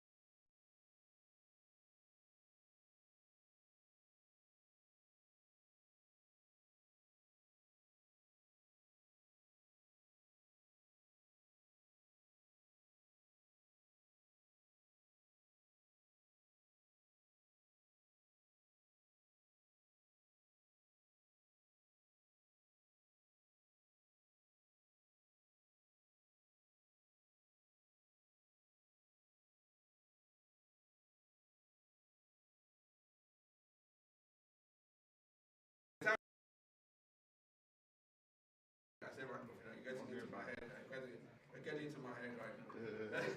And that's my very good friend Josh. He runs a microfinance bank, one of the leading microfinance bank in Abuja, Nigeria. And I think we just let you speak to a few things about how the financial terrain in Nigeria is looking at, and why they need to come and bring their money tonight. Are we together? Hello? Hello? Hi. Are we ready to go to the next thing? Emmanuel? Yes. Yes. Where? We have a panel session. Okay, good. Yeah. So while we're waiting for the panel session, can you just invite with me? Josh, please, can you come and say one or two things? I think Josh is in the panel, but you can just give Okay, us okay, let's just come and say something.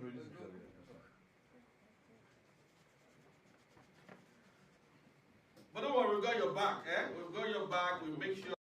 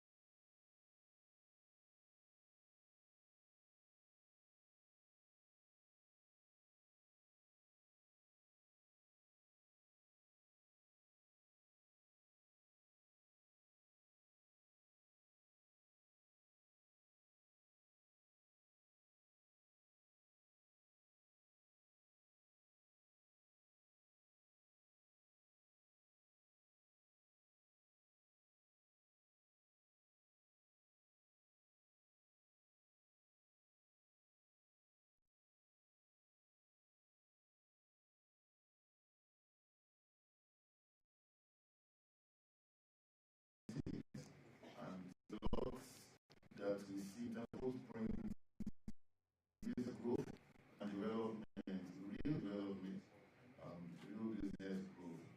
So home is not as bad as, in fact, sometimes I have to be dragged kicking to come to Europe. You know, I'm coming here, but if you look at my passport, it's just empty. So that I'm seeing there. So Lagos is a huge corridor for growth. Not just the Bejuleki, the houses, even the Benjamin everywhere. Lagos Ibadan corridor is something else. All the way Ogun State is something else. That man there has put a state-of-the-art airport there. The government is doing great things too. And I have a lot of friends that have properties. Most of them Americans in Ibadan.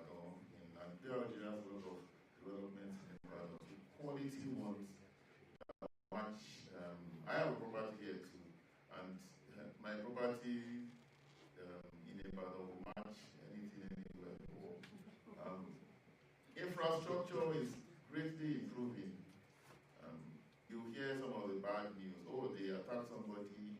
You should ask what kind of lifestyle that person was living that he was attacked, that he got in trouble. Because they're living as a corporate citizen, as a normal, responsible citizen of the country. Some offices are not actually. So you're law-abiding citizen, you're not going to get into trouble. And you comport yourself properly. So Nigeria is growing. I'm setting up a private jet company, and they were shocked to hear that, oh, Nigeria is the largest private jet business location in Africa. Yes. They were saying we're second to South Africa. So you don't know what you're saying. Per capita, Nigeria is the largest, and it's not just that. It's all the largest refinery in the world built in Nigeria, and everything on that, man wants to do 3 across Africa. Lithium, coal, all manner of human resources. We're exporting human resources all over the world. This last trip to the moon, they went around, they went to the moon before. I don't know if we landed on the moon in the 60s, why are we going around it? Anyway, so this last trip to the moon, there was a Nigerian and the team. So I think we have an opportunity here with the BRG community to actually find out what's going on right there in Nigeria. I sit in Abuja, and from Abuja, of course, we have tax states like Kaduna, Kebbi, Bombay, Yobe. So some of those states that we say, they are in the thick of economic security challenges, a lot of business is going on there. So I'm sure we all have people at home, and it behoves us to start thinking of home. Some of us predicted what's happening in Europe years ago. It's not just in the UK. People are getting more nationalistic in quotes. You know what's happening in Netherlands and some of the other EU locations. And it's going to spread, it's going to become more global. I think Trump is doing a lot to drive that. People are going to become more protectionist. So anybody who's African has to think Africa. And we have a very good leg there in Africa. So BRG, I know them to be very responsible and consistent, very well set up. The Chartered banker and fellow in that profession, we know the importance of corporate governance, which means you have structures, you have integrity, you have checks and balances, and this organization has it. I've introduced a couple of people to some of the actors, and it's going well. So please think Nigeria, look Nigeria, buy Nigeria, have the confidence to look home and go. I think that comes before. I look very funny at the airport because I'm used to people carrying my baby. I have one man on this. I was just struggling with my, what's wrong with this man? So I'm not used to carry my bag, and I say, this UK, I don't need to come again. So anyway, thank you very much for the opportunity. Thank you. Quickly, I'll just do like run through my slides. I mean, promise, I won't do too much because I've spoken too much already. But again, you know what? When you're dealing with, I'm not spoken to. Wow, really? When I talk to one of my antagonists today, just the topic. Hell yeah, it's okay, good. I'll just run through it quickly. But one thing I want to show you, we've closed over. Sorry, do you guys know that BRG has closed over $1 billion transaction? No, that's what I'm telling you. Now you know, because out of the heart of two.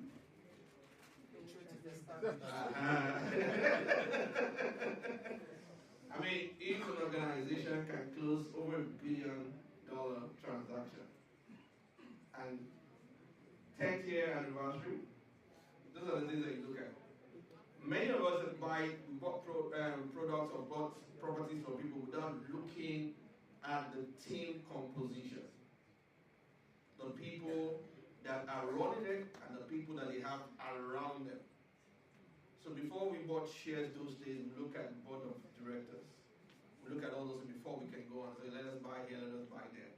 And then one of the things I also look for when we buy stocks those days, that what are the internal dynamics in promoting people from internally, not an organization who goes to get their MD from other organization. But if you see people who grow internally, I mean from general manager becoming managing director, you know that there is something called stability there. And they want to put your money when stability is there. And 10 years, that's stability, $1 billion transaction, that is absolute stability to that. And for those of us reformed, do you need to see the data again? No. We don't. We don't need it. We're ready. We say it. Okay, sorry. Just put that. Bring it up. Bring it up. No, bring it up. No. I ain't bring it up. Look at the last slide there. 1,450 plus 6. 1. Historic surge. Council seats. So it doesn't matter. It's a surge. I know you fully well that this party is just how many years old? Is it up to 2 or 3? So let's think that we're talking about that. You guys already know. All your attention should be coming back to Nigeria. Leave them. Oh yeah, let's move on. Let's just look at some few things here to just look at. Let's move on. Don't worry. Let's leave this. Just go. Probably value drivers. Now look at it. Hold on. The architect of growth is that infrastructure is not just an accessory to urban growth. It is a fundamental architecture that dictates where capital flows. So by the time you see infrastructure going to a particular, then you know that capital is flowing toward that location. Now look at it, the real catalyst, the blue line, the red line, and the mainland connection. I mean, it's easy for you to connect and all that. And then go on, please. Eco Atlantic. This is like the marina. Okay, we have a marina, but this is like the new marina in Nigeria. If you have what it takes to get a piece of that, you're made. When you look at the Lekki frontier, Emmanuel has spoken about it, the Dangote refinery, the port and everything. And I think Dangote is people trying to build something right now. I can't even remember. He said something about it. He's trying to build something of his own port, more or less, and everything. All those things are coming in there. And frontier, industrial frontier. When you look at Ogun State and Lagos State, it's just border. And sometimes some of the land, in my mother's hometown, sometimes when you walk like 2-3 steps, you get into Ogun State. And then, 2-3 steps. So sometimes you can be here, Ogun State, and here, Lagos State. Actually, there's a part in Ojudu Bega, that the houses on this street are Lagos. Somebody means house those days. The houses on this street are Lagos. If you cross over, you are in Ogun State. Exactly. We are in Ogun State. So when we talk about Lagos, Ogun State, we're still the same thing. Akuti and everything. Now look at that. The Lekki uplift. No, easy. Exponential land appreciation. Total growth, 26 years. Look at that. 650%. 650%. Land banking and everything. But let's go on. Let us look at the next one. Like I said, I'll just run through it. The regional land value comparison. Lekki 1, Shagutego. You can see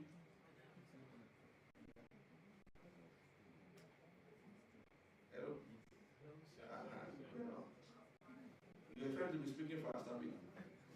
When you look at those comparisons, just look at that. The average that 2020, 800,000. Now look at what it is, average price per square meter. Just imagine if somebody has bought this land 2018 or 2016. Look at what you will get. Then the thing is still keep growing. Because look, there's a dynamic that is coming now into it. The 4th mainland bridge. The 4th mainland bridge. It's going to open up Ikorodu Road up to that point. It's going to open up a lot of things.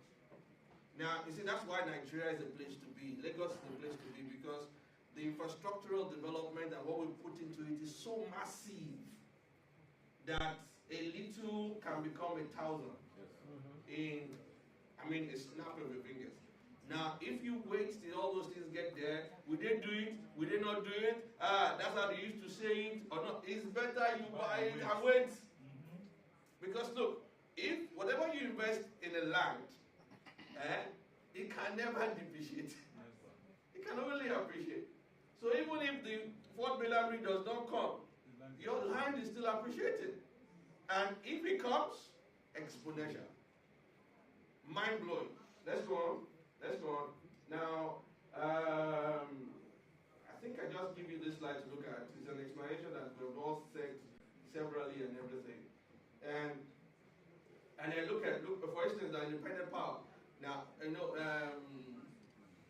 Lagos State now is giving licenses to private energy power companies. Now, they say now people in Seoul are going to start enjoying 24 hours power supply because they've given someone a license to take care of Isol. And I have the privilege of having one of my protege. His wife is actually the MD of the power regulation, or whatever they call them, now in Lagos State. She's the MD. That's Femi George's wife. She's the MD. You know Femi George? Okay, his wife is the MD of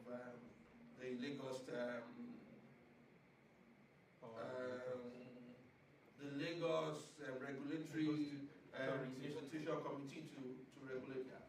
And look, we have digital connection. We are not that in the primitive age.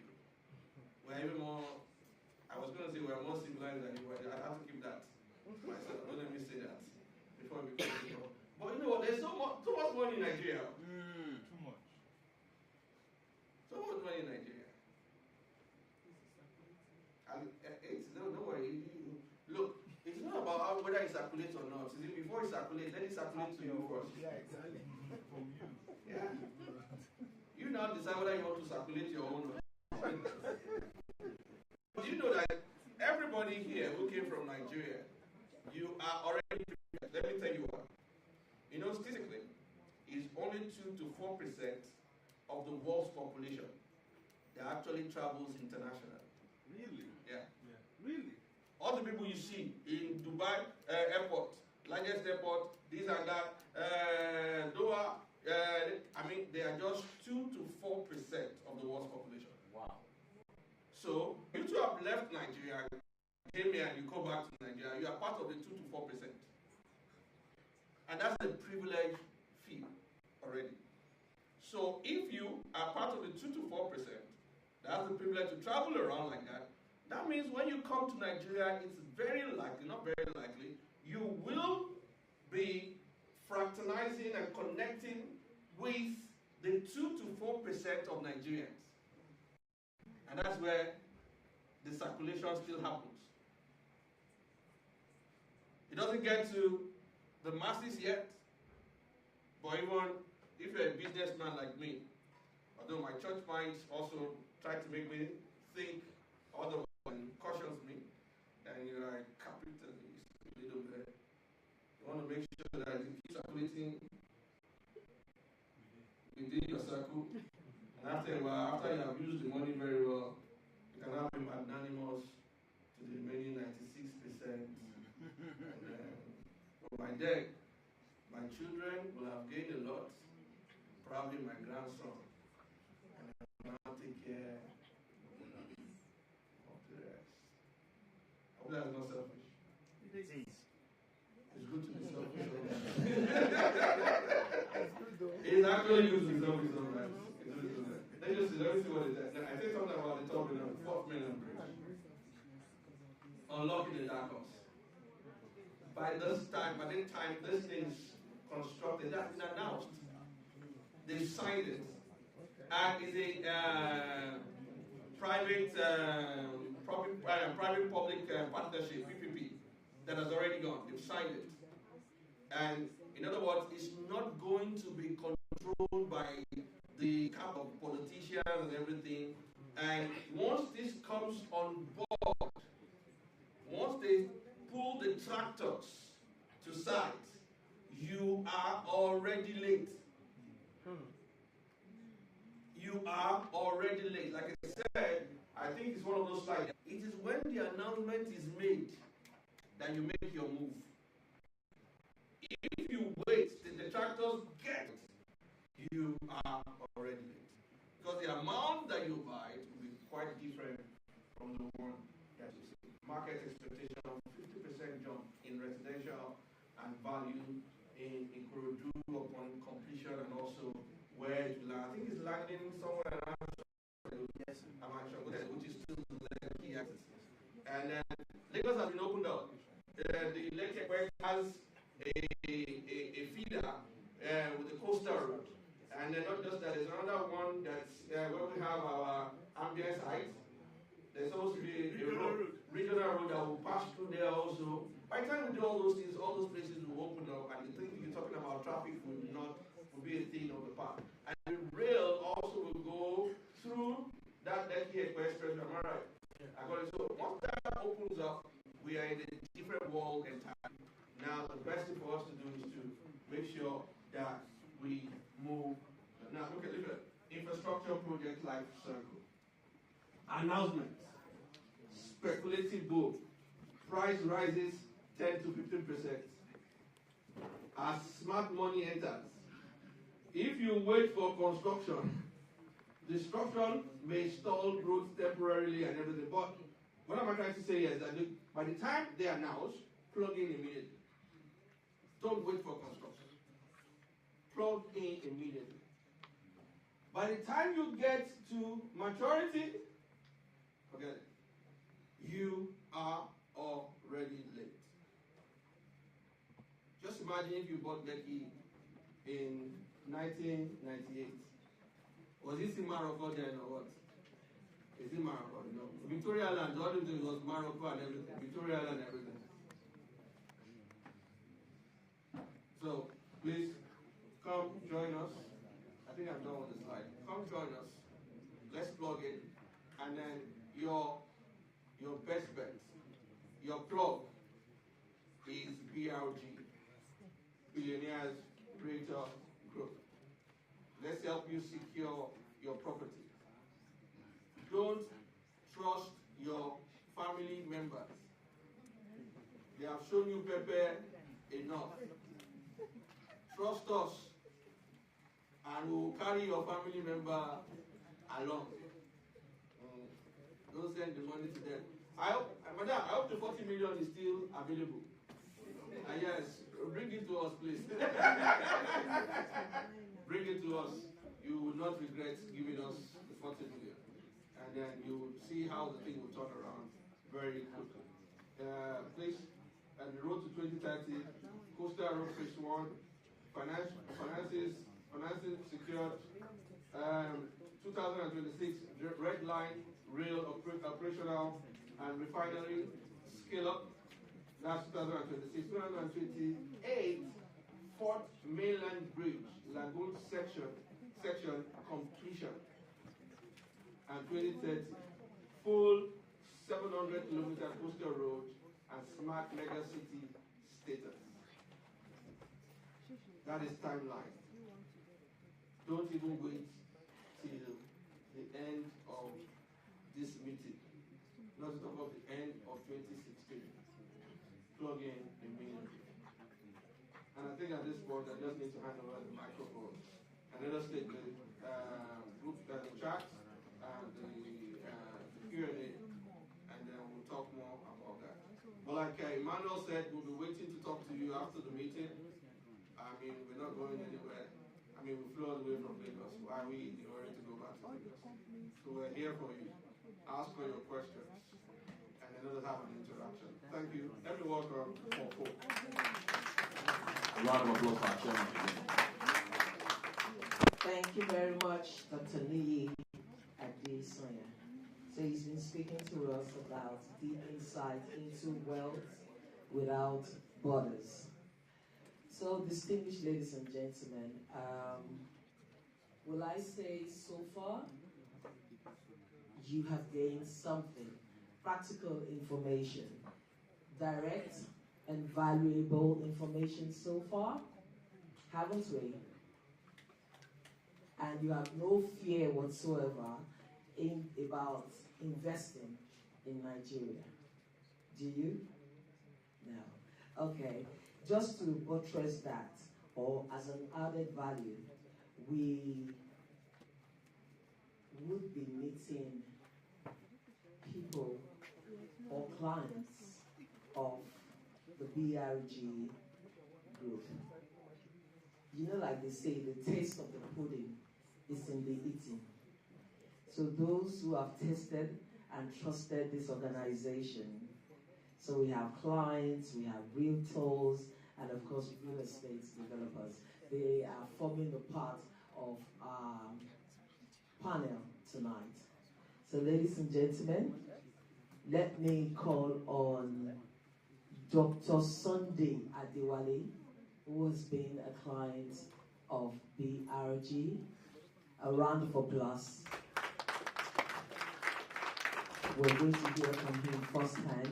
And ladies and gentlemen, of course we do know the floor will be open for everyone. You can ask whatever question you want to.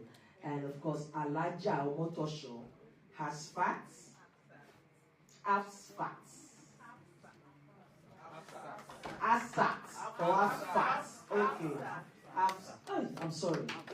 Just come in, my darling. Just come in. Just come in. Please put your hands together for her. Alaja Omotosho. You know then when they used to tell us Alaja, they don't look this young and pretty. You think Alaja is one big madam that is occupying the entire space. But nice, it's good to have a lovely young one. Okay, ladies and gentlemen, Miss Tosin Obineye. Can we please have Miss Tosin Obineye? Is she with us? Okay, she's coming. She's a realtor. Another fine young professional that BRG is giving us tonight. And of course, Dr. Tunde Shoneka is a real estate developer. Sir, where is you? No, it's not where are you. Where is you, sir? Can you join us? Please let us put our hands together as he joins us very quickly. Okay, and Dr. John Paul Enemwo is a real estate developer. Dr. John Paul, are you with us? Thank you very much, sir. We've been seeing him coming. I saw him when he stepped into the arena. Please let us welcome him with a round of applause. He's part of our panelists. We're going to have them all speak, and then they'll talk to us about their experiences. And of course, you're going to have opportunities to ask them questions. And the next client, the next person I'm going to be calling, is a client of high repute. His name is Dr. Rotimi Olusegun Bakare, a fellow of the Royal Society for Public Health. He's not around. Okay, oh my goodness. He is the former UK General Practitioner, GP Principal. Okay. My head is aching. Stop. I don't like false information. I'm a broadcaster. I don't want to have to say something and people hold me to it. And I'm not going to be looking like, oh. Thank you very much, sir, for coming. It's Dr. Rotimi Oluwasegun Bakare, Fellow of the Royal Society for Public Health. Is BSc Honors, MB, CHB, MSc Clinical Biochemistry, DDM Diabetics, TGP, and a former UK General Practitioner, a principal and GP tutor with expertise in diabetes care. Thank you very much, sir, for coming. With that profile, I think we're going to be inviting you to more community events. That's a brilliant one. Please, ladies and gentlemen, let us encourage everyone we have here today, our panelists. And we're going to have each and one of them say something, of course, to you, and then you are going to ask them the questions. And of course, Paul will be handling this aspect. Thank you. A round of applause again for our panelists, everyone. So panelists, I'm going to throw the questions to everyone to make it as brief and as powerful as possible so that everybody can get value from it. The first question is, this one is a general question for everyone. Why is cross-border investing becoming more important for Africans and diaspora investors in 2026? Anybody there can take that. 30 seconds, 60 seconds, 40 seconds. Yeah. Today, you want to take that? Okay, thank you everyone. My name is Tunde Shrenko. I'm a real estate developer based in the UK, also based in Lagos. So, if I had to answer your question, as someone that actually invested in both market environment, both in the UK and Nigeria, why is it very necessary for you to be able to diversify your business, more so your income across borders? Like I said, for a lot of us as well, you've lived there for years, and you're starting to find out you earn a whole lot of money in pounds. Same for people in Lagos as well, that actually earn a lot of money in Nigerian currency. Now, if you look at the rate of foreign exchange, how things move down, I think it's safer most of the time. For example, I have a lot of friends that have a lot of naira, and they just feel very safe in converting that, investment from naira into pounds. What does that do to you? It gives you a very high level of returns in foreign exchange earning. So what also that means for you as a father, you don't just keep your investment into one shop, right? So you have an investment in the UK or in Nigeria, so you can actually earn from both, either you can earn from naira, you can earn in pounds. But a lot of people that actually based in Lagos, right? I have a lot of friends based in Lagos, and if you look at the rate of how they invest in the UK, they don't just invest because you just want to keep in the UK. It's also, there's a whole lot higher return when you have money, investment in pounds. And for people that live in the UK that want to invest their money in Lagos as well, I won't lie to you. The real estate markets in Nigeria, in terms of high return, cannot be compared to anyone in the world. And that's one of the main reasons why people felt, at the point in time, I need to diversify my investment, right? And also for safety as well. You want to protect your income, you want to protect your investment as well. So that's one of the key reasons why I felt, diversification of investment, sort of secure your growth, secure your future, across the board. Okay? Thank you. Round of applause. Anyone else have anything to add to this, to what he said? Okay, good afternoon everyone. My name is Hassan Alubon of the show. Just to add to what he said, have we ever wondered why some non-Nigerians, the Chinese, the Indians, the different people, why they come to Nigeria to come and invest in Nigeria, to come and build properties in Nigeria, to come and build businesses in Nigeria? Because over time they have realized that there is money in Nigeria. A lot of money are being made in Nigeria. I've had a situation whereby I've had a conversation with someone and he said he prefers to have his business in Nigeria, not Nigeria. He prefers to have his business in Nigeria because what he will get in Nigeria is way more than what he will get elsewhere. So why would Nigerians in diaspora, Nigerians not living in Nigeria, why would they not have something solid back home? Because yes, you can win in both ways. You can have something in Nigeria and it will be fetching you money in Nigeria while you are working here. So you don't have to be sending money all the time to your family right here in Nigeria. So when you have something solid in Nigeria, it will fetch you money and you can always use it to build your empire, to build your businesses, to even feed your family and relatives in Nigeria. Thank you. A round of applause for that. So our dear panelists, this session is for 30 minutes, so let everybody's answer is powerful to the point. Next question here is the second question for General after we start going to expressiveness. What opportunities exist right now that are making global wealth creation more accessible than ever before? Anybody can answer that. What are some of the opportunities available right now that's making wealth creation accessible to everyone? Yeah. Good afternoon, everyone. Yeah. Yes, thank you for that question. And going straight to the point, I'm sure we have learned about some of the options available in the market, especially in the Lagos real estate market. And the very first one I'll be discussing about is our real estate investment. And I'm going to be answering this with Madam Diola, yes, to answer your question. So regarding the investment, yeah, a lot of people have said, oh, they don't want land, they don't want houses, but they want to invest. So that can help you. You don't want to tie your funds in you're buying a property. You can use it, you can invest and let the people in the business, the developers, the genuine trusted developers use it to build the business and share profits with you. Then we also have genuine lands that we talked about across Abamalisa Yaja, Shongotedo, Ibenjuleki, Ekwe.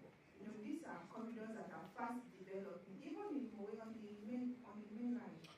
With the new airports opening, there are so many, the new airports in Ogun State now, with so many other opportunities, so many development infrastructures being put in place, there's massive growth, in Lagos, that you can invest into. There's also the apartment, that's the building opportunity where you can buy this apartment, put it up for rent, put it up for shoplets. Especially in Lekki Phase 1 in Ikate. Personally, I manage shoplets for some of my clients, and I know, when these properties are properly managed, I know and well marketed, I know the returns it's rating monthly. They don't do anything, we manage it, and so that is what you can get on a monthly basis when you have apartments in these locations. So, and that is wealth creation for me, because wealth is you are not toiling. These things are making money for you. Like the investment, you put your money, is working for you. At the end of 6-12 months, you are getting returns. The land too is appreciating in value. The house too, if it's on shopless or annual rental, is making money for you. So whichever way, these are venues that create wealth, which I want to implore us all to take advantage of. Thank you. Thank you very much. Just to support what she just said, I personally, when I got in contact with BRG Emmanuel, the first investment I had with them was 2 units of 2-bedroom duplex, 35.5 each. That was in 2022. So I bought them outrightly.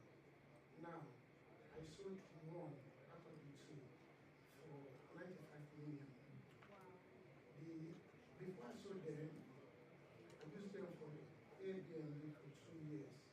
I'm a dentist here in the UK for about 16 years now. I've been practicing in the UK as a dentist. And I have my own practice, which I run regularly and gives me money, of course, too. So it got to a stage I stopped the Airbnb because it's too demanding. But before I stopped, I think I realized about £95,000 over that period of 2 years of running those 2 units in Lagos. So the second 2-bedroom duplex now, I am contemplating of selling it as well. Apart from that, the second investment I did with BRB was a kind of a JV investment. So they spoke to me about we can't hear you at the back. Yeah. Okay. So they spoke to me about their product called Landvest.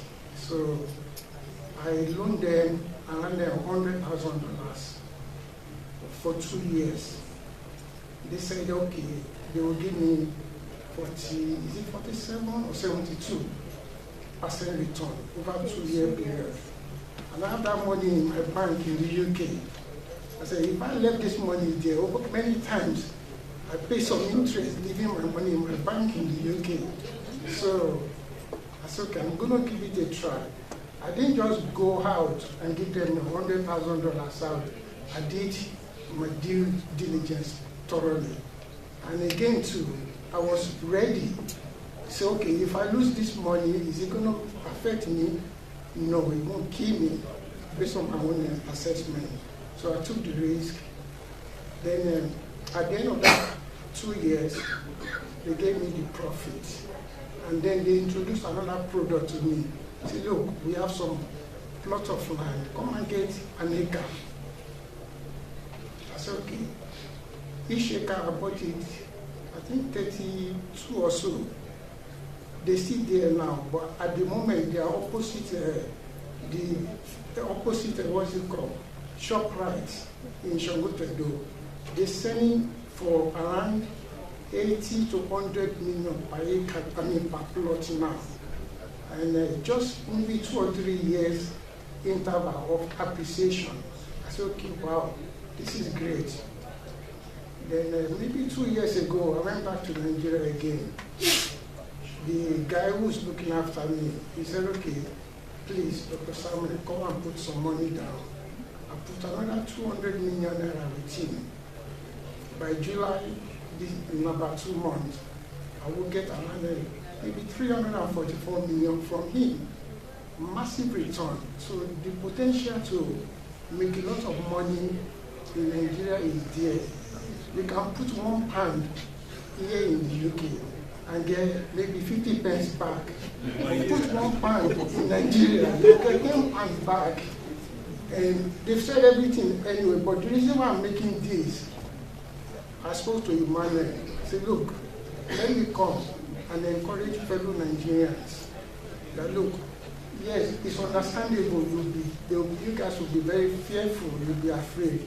But this guy is very, very trustworthy.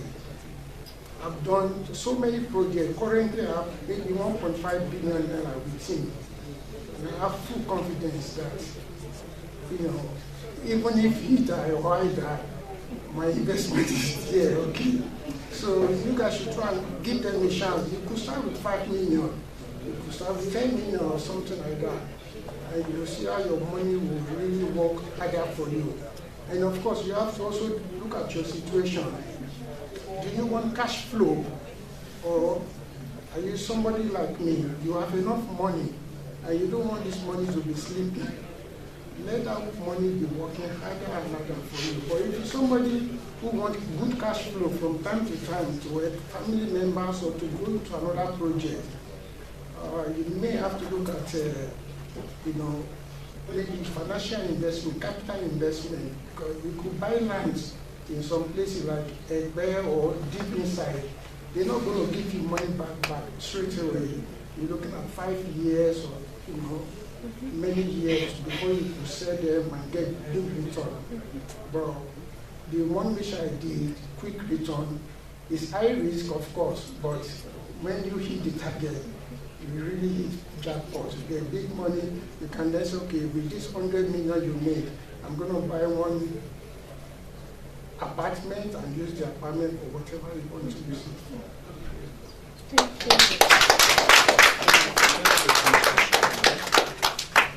Somebody say, wow. Wow. That's all.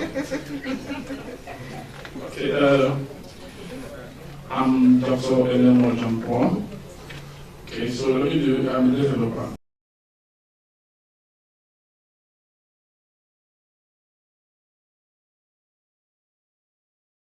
Clients and subscribers soon.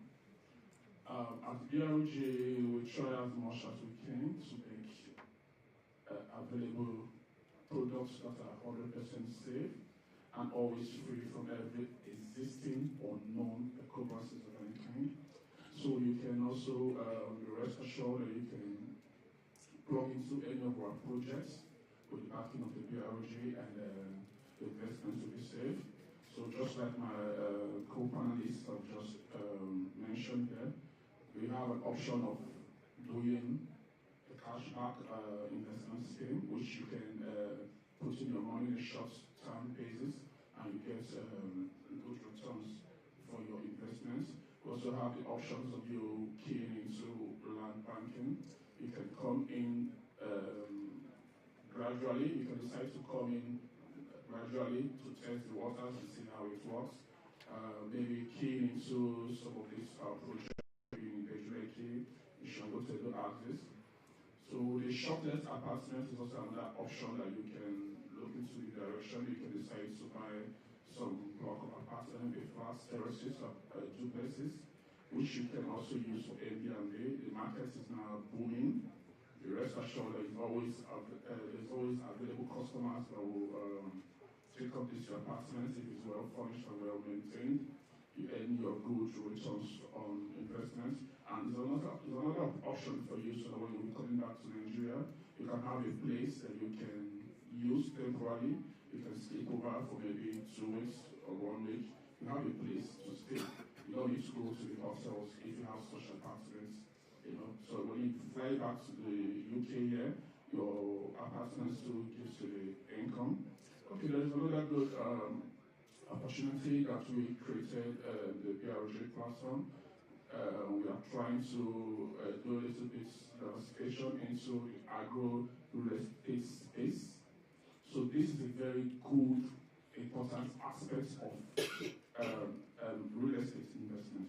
So with the introduction of agro real estate, you have opportunity to invest into land banking and getting massive returns via the cash crops that will be planted on your farm.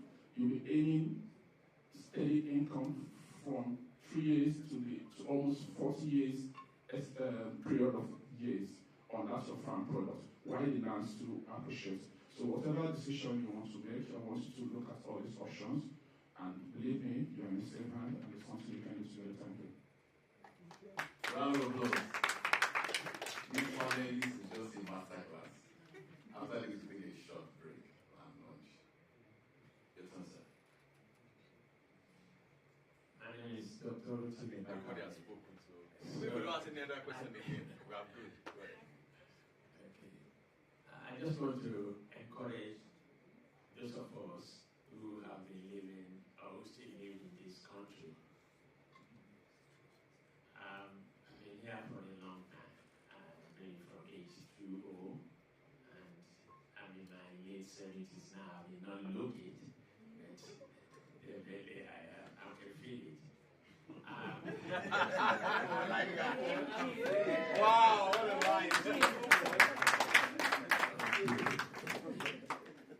Now, I spent my 70s in this country, but went back to Nigeria and spent my 80s. Yeah? And I can say that I am here today because of the 10 years I spent in Nigeria. And I came back here in 89. You see, it's a long time. Yeah. Now, the point I want to make is that nobody told me that time, and there was no conference like this or a summit. It's just a question of that 10 years I spent in Nigeria, that increased my love for Nigeria and foresight. What's going to happen when I retire? Am I going to stay in this country or I want to go back home? If I go back home, where is the source of income? I'm not even thinking of what my retirement money is in this country. I just believe that. But I want to generate income for myself in Nigeria. Okay, so I made some investments in Nigeria at that time. But now I thought, you know the way our children think and the grandchildren, lucky.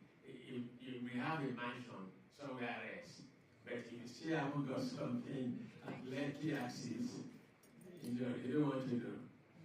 So I then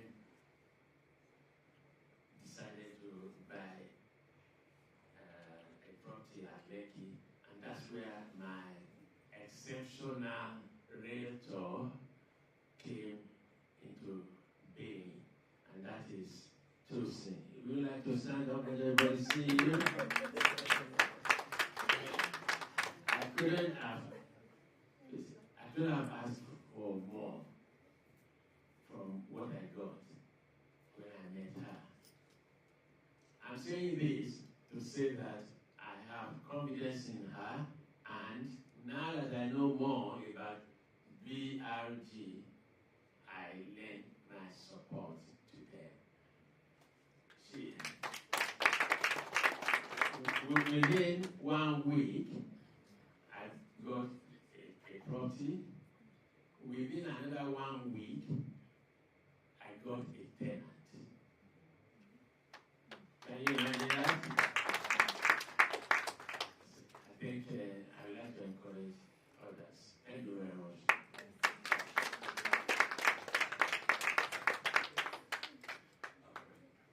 These panelists are preaching the gospel. The question you should be asking yourself is, what shall we do to be saved? The next one you ask yourself is, where is your form? Where is the realtor to talk to, or the BRG form to fill? You need to do it now so that you don't have certain conversations with your children. I heard one rich man said, he said, he works so hard because there are certain conversations he doesn't want to have with his children. I know now these children, they're very direct. You know, they will ask you, that's why you broke. I don't know if you understand. Yes. No, they are not polite like us. I don't know if you understand me. I mean, I want to bury my mother in 2023. When my mother says stand, I will jump up and talk to somebody. I have 3 teenage children. I'm 50 years old. Yes. I know how they ask questions. Daddy, why are you sad? Are you alright? I say, amen.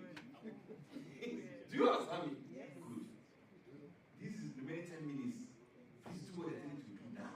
So that next time we'll gather here, we'll put you here, tell you your whole story.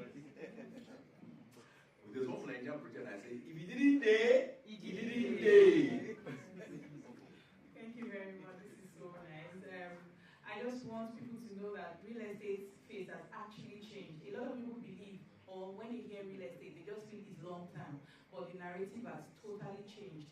We have long term, we have short term, we have medium term. At least one of my clients is here, an elderly man. You cannot expect me to be pitching a 10 years real estate investment opportunity to someone like that. So it means that there are always opportunities for you.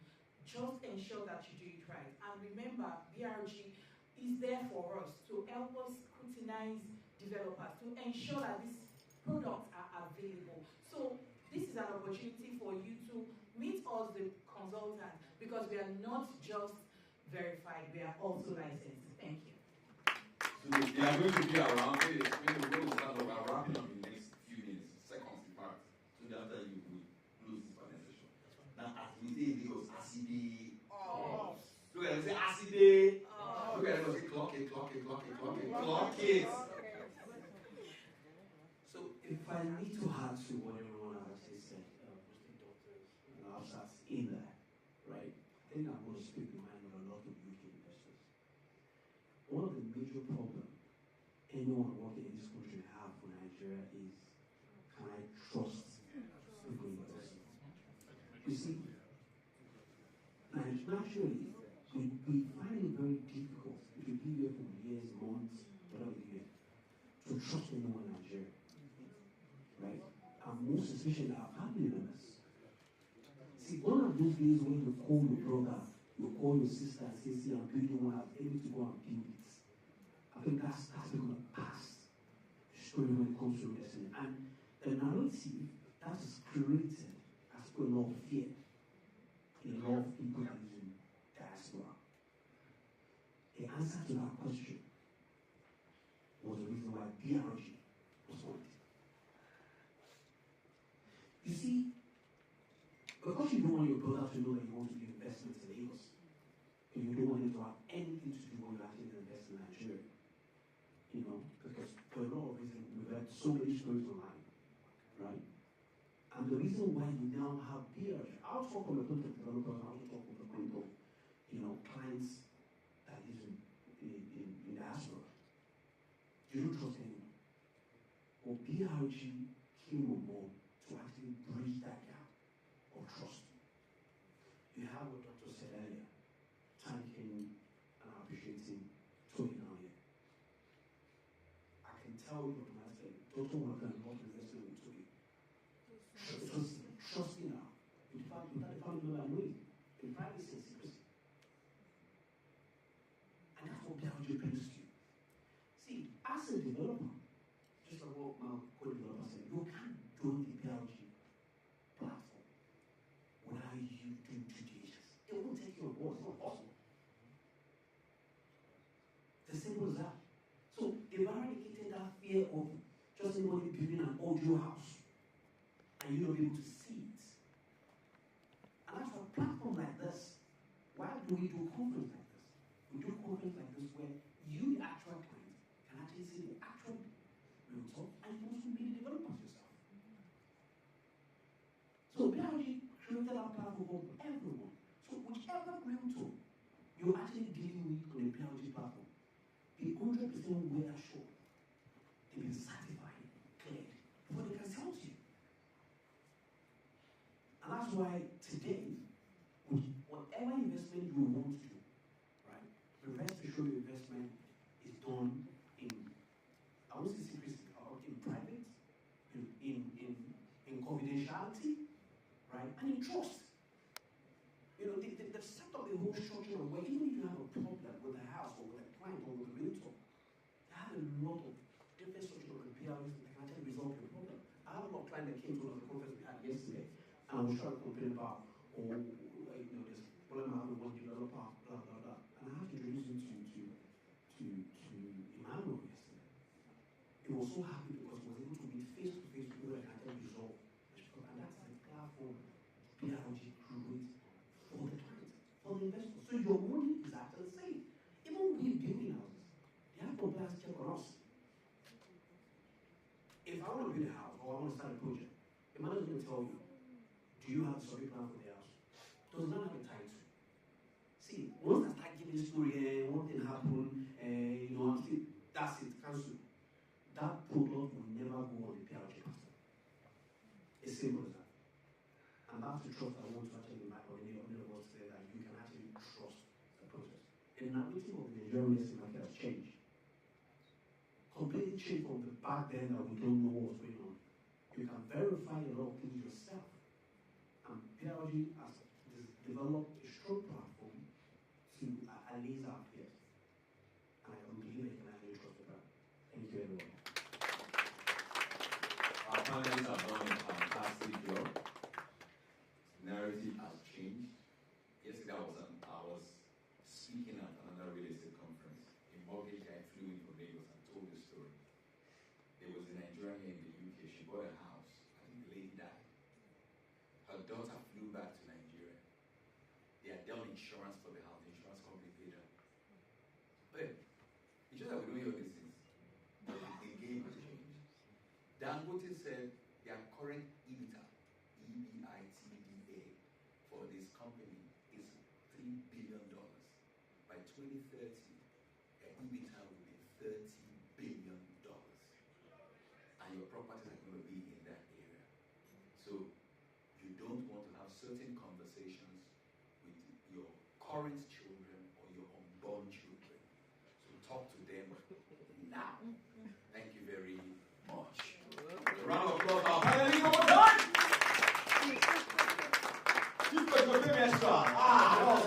Yay! Thank you. Thank you, sir. Thank you. Be careful, sir.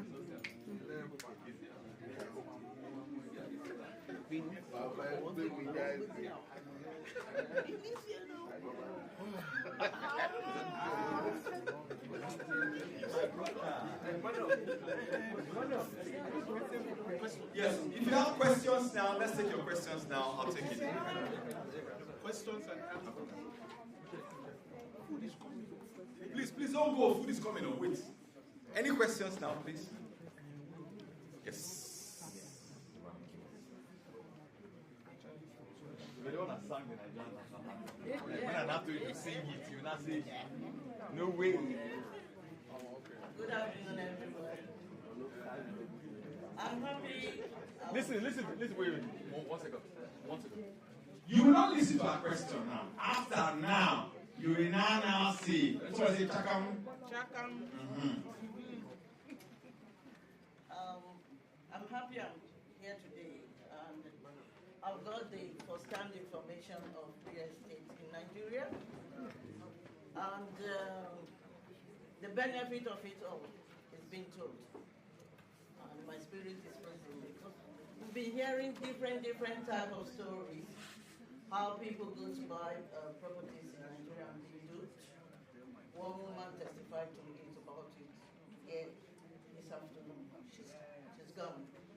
Yeah, I've seen the benefit of real estate in Nigeria, but the plan of it all and how the mortgage is being done is not been told. So I want to know more about the plan. Like here in UK, we have flexible mortgage plan. Yeah, that is going to suit us. We work hard here, and we are all on salaries. So I want to know the plan and the, how the mortgage of Nigeria is being done. Thank you. Thank you, ma'am, for that question. So, for mortgage, for the properties that we have, the developers, based on the developers' policies, we have payment plans that we can spread for 2 years, 18 months, 12 months, depending on the property. Then also, we have, just like the chairman made mention of why it was restaged, we're talking to a private mortgage bank to see how we can bring them on board, to partner with them. So with that, you can be able to pay for as long as, I think, 20 years or thereabout. Yeah, but the issue with most of those mortgage plans is that the interest is always on the high side, except if the MREF window is open again. Yeah, like last year, towards last year, this year, there was MREF from the federal government to help people to leverage on mortgage, but that window is closed for now. When the MREF window is open, the interest on MREF is at 9%. But for other private mortgage companies, it's always 23, 25% of their amount. But we have all of those options available. So it depends on the property you are subscribing for and then the plan of options. Like for example, now I want to buy a property of 2-bedroom. And how much deposit would I put down? So for a 2-bedroom apartment or a 2-bedroom terrace, duplex, just like I said, depending on the policy of the developer you choose to buy from. Some might have 5 million initial deposit, some might have 10 million initial deposit, some might say the initial deposit is 20 million. You can also have conversation about this to negotiate to suit what you want to do. But depending on the developer, the initial deposit fees, then also the payment plan also varies. But when you are ready, we'll have conversation and see how we can help you get started. Thank you.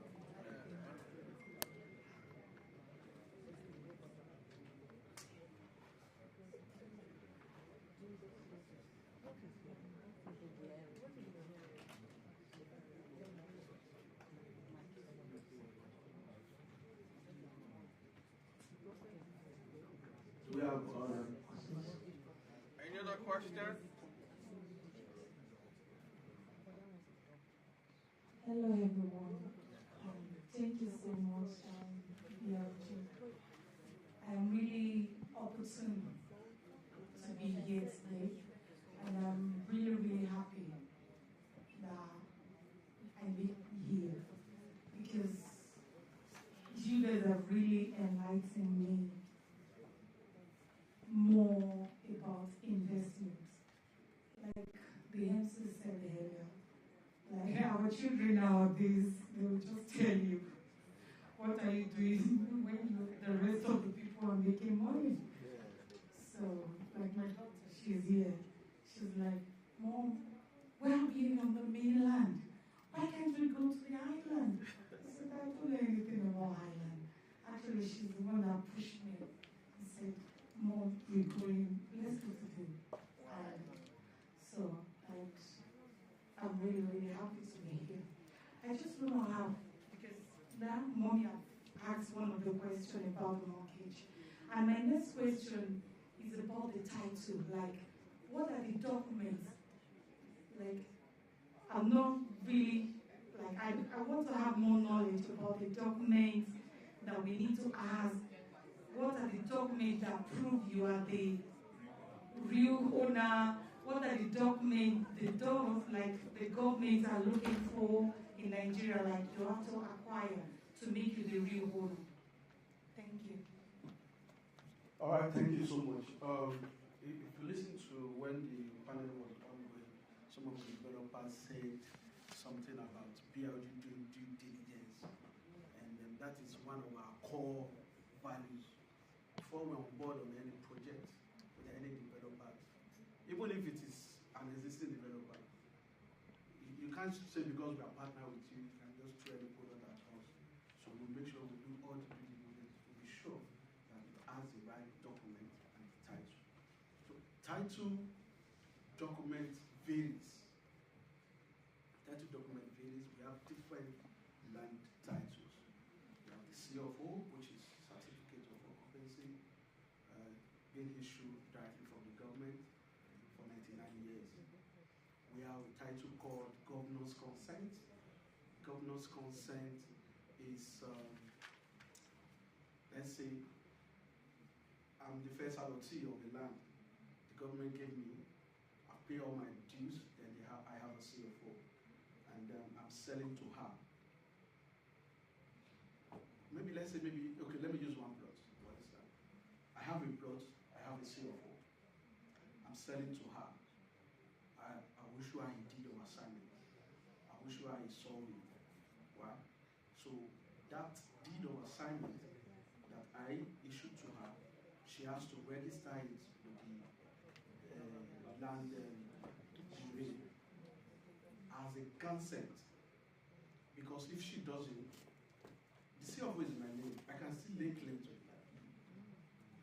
After selling to her, I can still go and use it to get facilities from the bank because the title is in my name.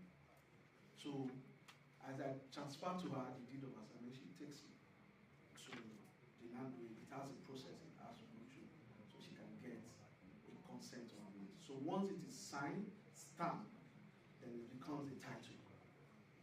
Because she can't get any CFO because I have to use that 99 years. But for transferring my title right to her, then she perfectly governor's consent.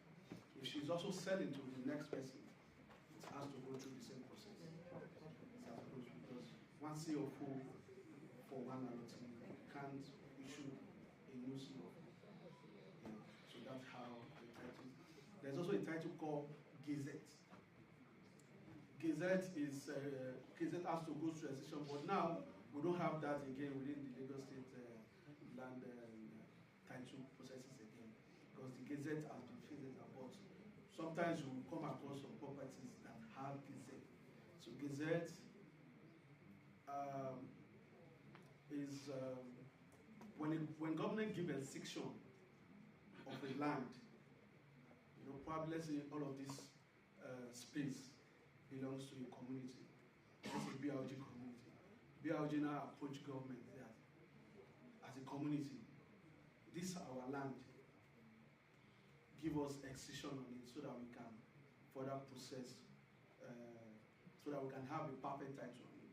So the government might say, oh, this whole place, I can't give you all, but I can give you maybe 30% of it, because we might have use for 70%. So once they cut that 30% of land, they excise it. It has its own process as well. Then once it's fully excised, then they gazette it. The Gazette is just to publish it. Then it has its own record. So if I have a land that has a Gazette, and I'm also selling to her, she has to perfect the government's consent. So you might come across some properties too that has Gazette. It's just for you to be able to ask, is it fully gazetted? Does it have the Gazette number? So you can check at the land building in the house. So once you find, and the plot that they are selling to you as well, you can confirm that it falls within the survey of the Gazette, or it falls within the survey of the CO. Other title, I think basically those are the titles. Gazette, CFO, government's consent. Then if you are buying from a developer, other supporting document that they give you receipts, contract of sales, survey, and the deed of assignment. Deed of assignment is normally issued once you complete payment and your plot is fully allocated to you, because the survey details have to be registered in the deed. So that's when you get your deed of assignment. And so, now, all those explanations look a bit complicated, am I right?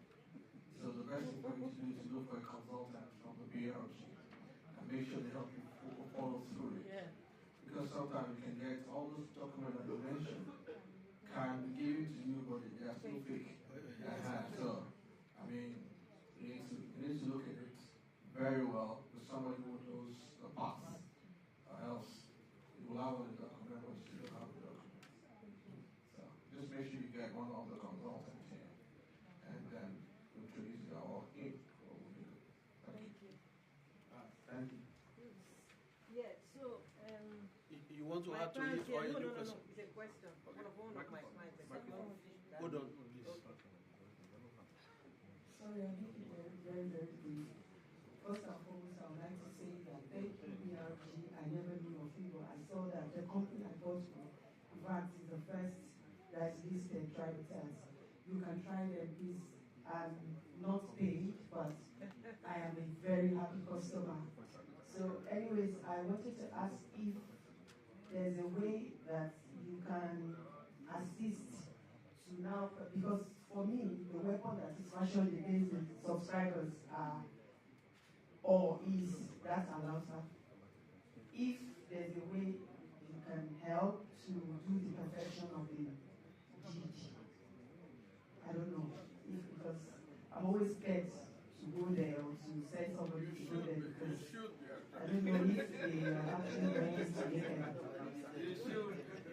Yes, we can, yeah, because BRG is a booking, we also do consultancy, we run advisory, so we can also assist you in your title perfection. We can assist you. And again, sorry, let me just say, sometimes when you do all those things, right here in the UK, is do-it-yourself kind of a thing. Yes. But in Nigeria, it's better you don't do it yourself. If you show up there, you will really show up. You understand?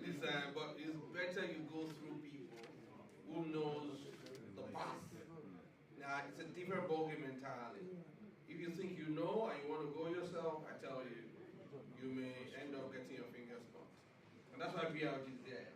We're a brokerage firm also. We're just here to make sure that all those paths, we take the stress off you.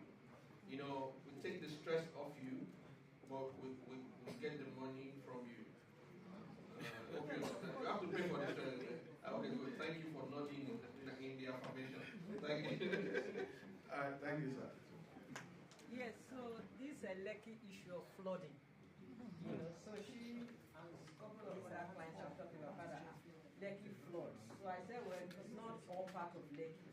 And moreover, that has changed. So she said that some of her friends that were in Lekki, they had to move out of Lekki and go to Ikorodu. So I said, what part of Lekki were they?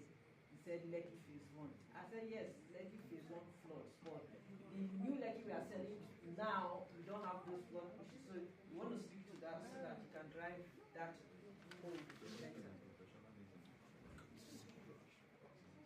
Flood. All right, thank you. I was greeting you. Yeah, so just click now. Okay. Thank you. We used to see videos of places that have also flooded. Yeah, yeah. Yes, and America. Yeah, so Lekki flood, but it's not all part of Lekki that gets flooded. And a lot of times when you see those videos circulating around the internet, when it's flood, it's when it's just finished raining. Once it's rained and the rain is heavy, because of, Lekki was developed in like 20 something years ago. So a lot of upper plannings were not put in place. Slow. But for the other part of, from Ikota down, doesn't flood. Yes, let's say from some part of Chevron flood, but from Ikota down to Ekpe, doesn't flood. And most of those floods, you see them when it's finished raining, because the water is still trying to find its way. So a lot of people do video Lekki is flooding. Give it like 2 hours, all the waters find their way, and then we'll see any flooding anymore. But this new Lagos is well planned, and there's no flood.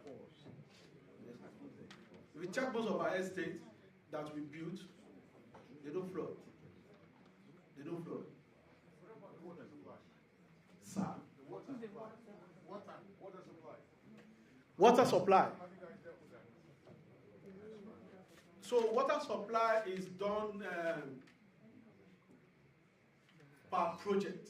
So you have to sink borehole and to get water. And water treatment plant here. You sunk the borehole, put up the water treatment plant to serve the estate community. So basically that's how we get. It's not from government. Okay, the water is good water because we've seen incidents where some developments in Lekki have had bad water supply, even though these boreholes that they've dug. Basically, what I'm trying to say is we've seen cases where some developments in the Lekki area, there's always been this complaint that the water is not very good.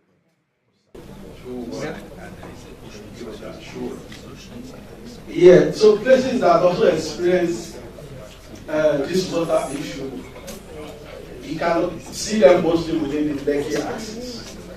You can see estates within the Lekki axis.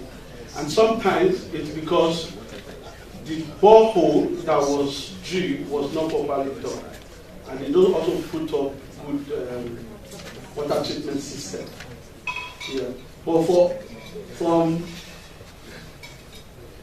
Ikota towards Hajar downward, waters are always good. In our estates, we have good waters. So probably maybe Lekki is also close to, because its closeness to the ocean or the lagoon makes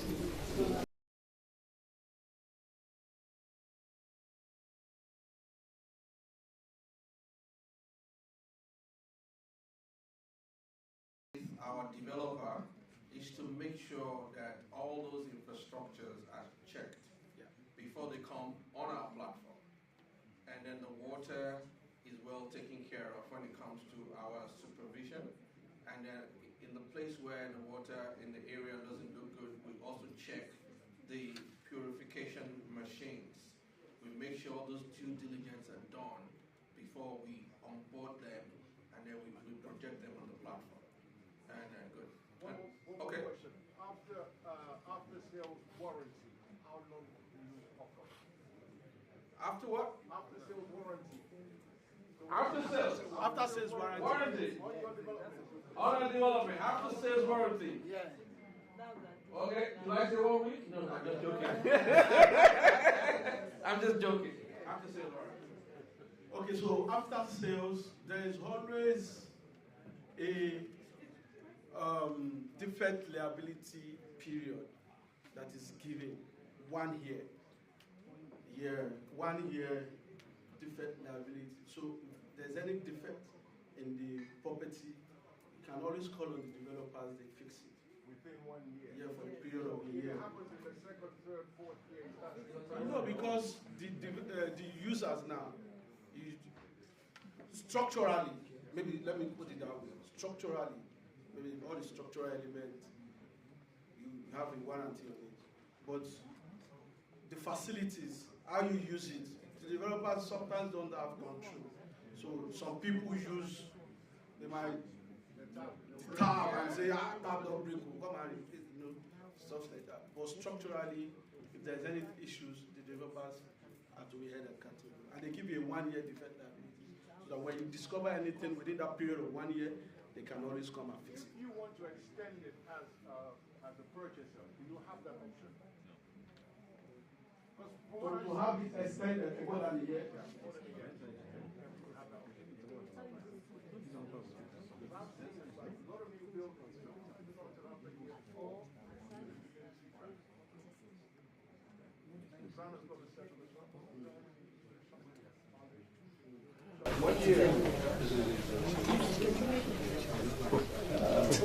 Well, let me speak for BRG. Okay, please. Only BRG.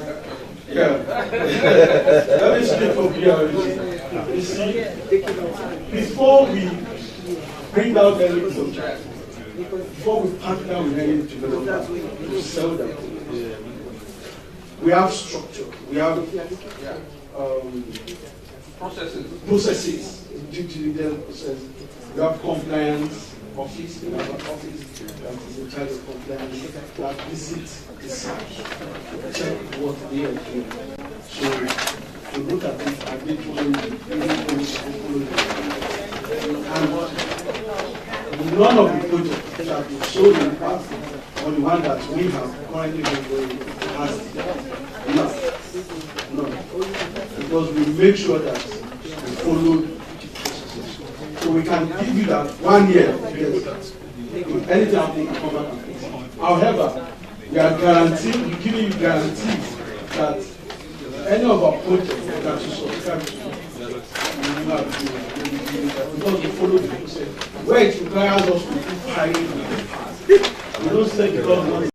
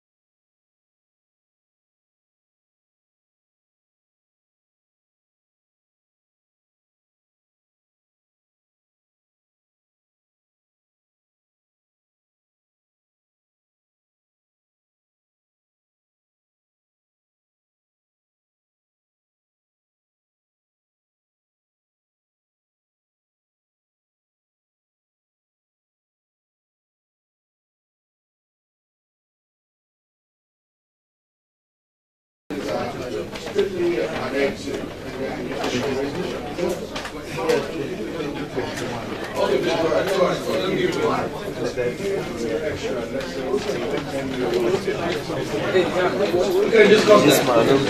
That's more possible. Hope you're not leaving. You're not leaving. We have one. Yes, sir. I like that 10 years. Okay, that means how much is the tax credit?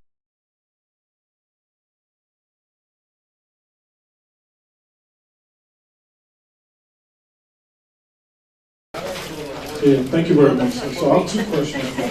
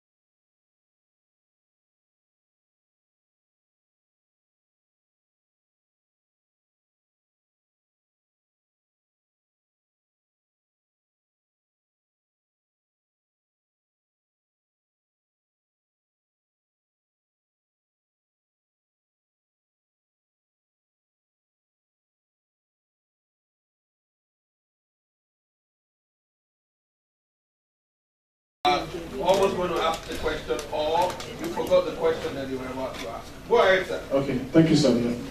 So like I was saying, I think I worked about 4 or 5 different Nigerian real estate firms. And I think only one of them really, turned up, you understand? So one of my jobs to do is push a lot of Nigerians in diaspora.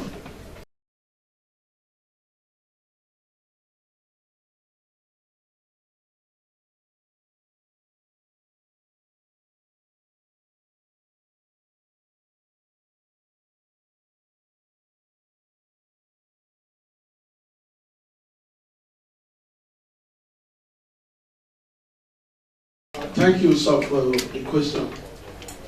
So, to your first question, we have options that you can pick from in Ogun, in Oyo, in other cities in the country, Nigeria. Yeah, so we can have that conversation and let you see what we have. We have in Ibadan, we have in we have properties also in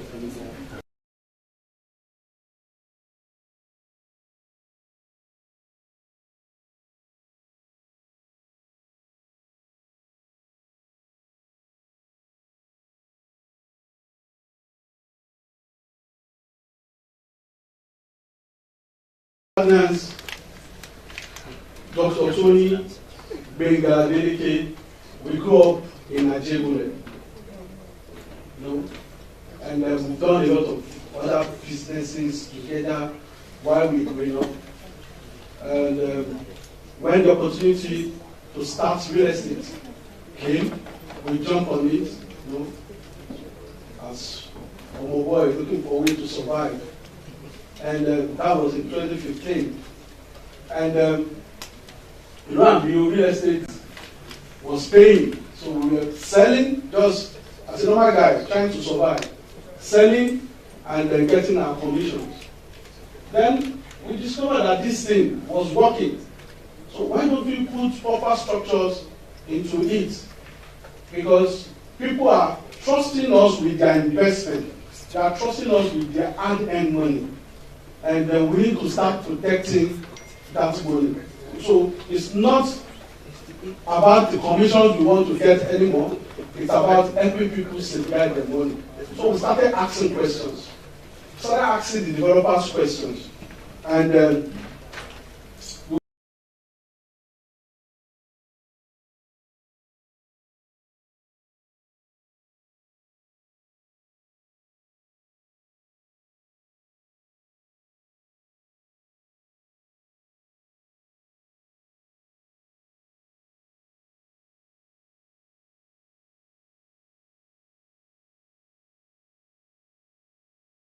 while working with my former boss, because I used to go with him a lot to Ansa, I worked with some of the surveyors to supervise this project. So I leveraged on that opportunity and started engaging those guys in Ansa. How do we confirm this case? So lo and behold, we discovered that the property itself, the location the property is located as Gazette. But the particular one the developer is trying to sell to us, trying to ask us to sell, doesn't have Gazette. The Gazette does not cover that particular portion. So we started having issues with some of these developers, and we said, no, we have to do the right thing. You have to do the right thing. This property, we are not selling. Because the document you say it has does not cover this particular property. So, and that is on that platform was what BROD was built on. And I can tell you for a fact that all of the properties that we bring out, I know people have gotten their hands on. Because a lot of time, I was still with someone yesterday. My friend invited me to a birthday party. When we got there, met like 2 people complaining about the developers. Yeah, people have gotten their hands on. But the reason why we are here is to start correcting the narration.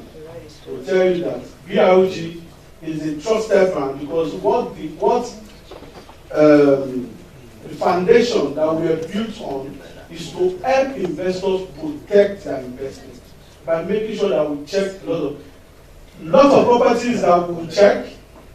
I can tell you, out of 100% in a year, out of 100% property that we check, maybe 30% will pass. And these are properties that developers have even paid So we now start asking, before you drop money, didn't you do due diligence? And these people made us to now be charging them. Because we discovered that, another thing we discovered that a lot of them now uses us to do verification. Before they even buy, they will just say, yeah, they have this man, they have not paid. Who will just go, do due diligence and give them the reports. So we start asking questions. So take, for instance, somebody like you saw the flyer, buy this property, this and that, and you jump on it. You believe, oh, the developer has done the due diligence, or the developer has checked. And when issues start, you now start asking yourself questions. So most of the time, we save you that stress. We save you that headache, yeah, of not losing your phone, because we go the extra mile to make sure we do the due diligence, we check every document to be sure that this document is legit and you can deal with it. For us, you know, recently I was did a business here, and I was paid with a £100 note. Okay, sorry, that's just to get your attention. You know, that means that whenever if I'm paid £100 note, that's fake, because it doesn't exist. So anytime you see someone that is fake, means that there is an original existing somewhere. And your job is to figure out where the original is. And then luckily for all of us here, we have brought you the people that goes through the process to the original in the Nigerian market. You know, when I was speaking, I told you that we have the chairman of Lagos State Breedland, we have the chairman of Ogun State Breedland is there. We're giving them actually to say some few things. We have all those people there that we're keeping everybody on their toes. And we even have the president of Breedland. Breedland is Real Estate Development Association of Nigeria. One of our co-founders is, what's it called, the Breedland chairman for Lagos State. And we do our due diligence and we make sure that you don't get fixed. Because that's many things that we've heard several times. And even when it comes to even land banking, there are some things that we don't even want to talk about here. But you need to know where you do your land banking. Yeah. You need to know what you do. You need to know who you talk to. And then for my brother who said something about the fact that you're directing people towards Nigeria, am I right? Now, you don't need to direct people towards Nigeria. You know what you do?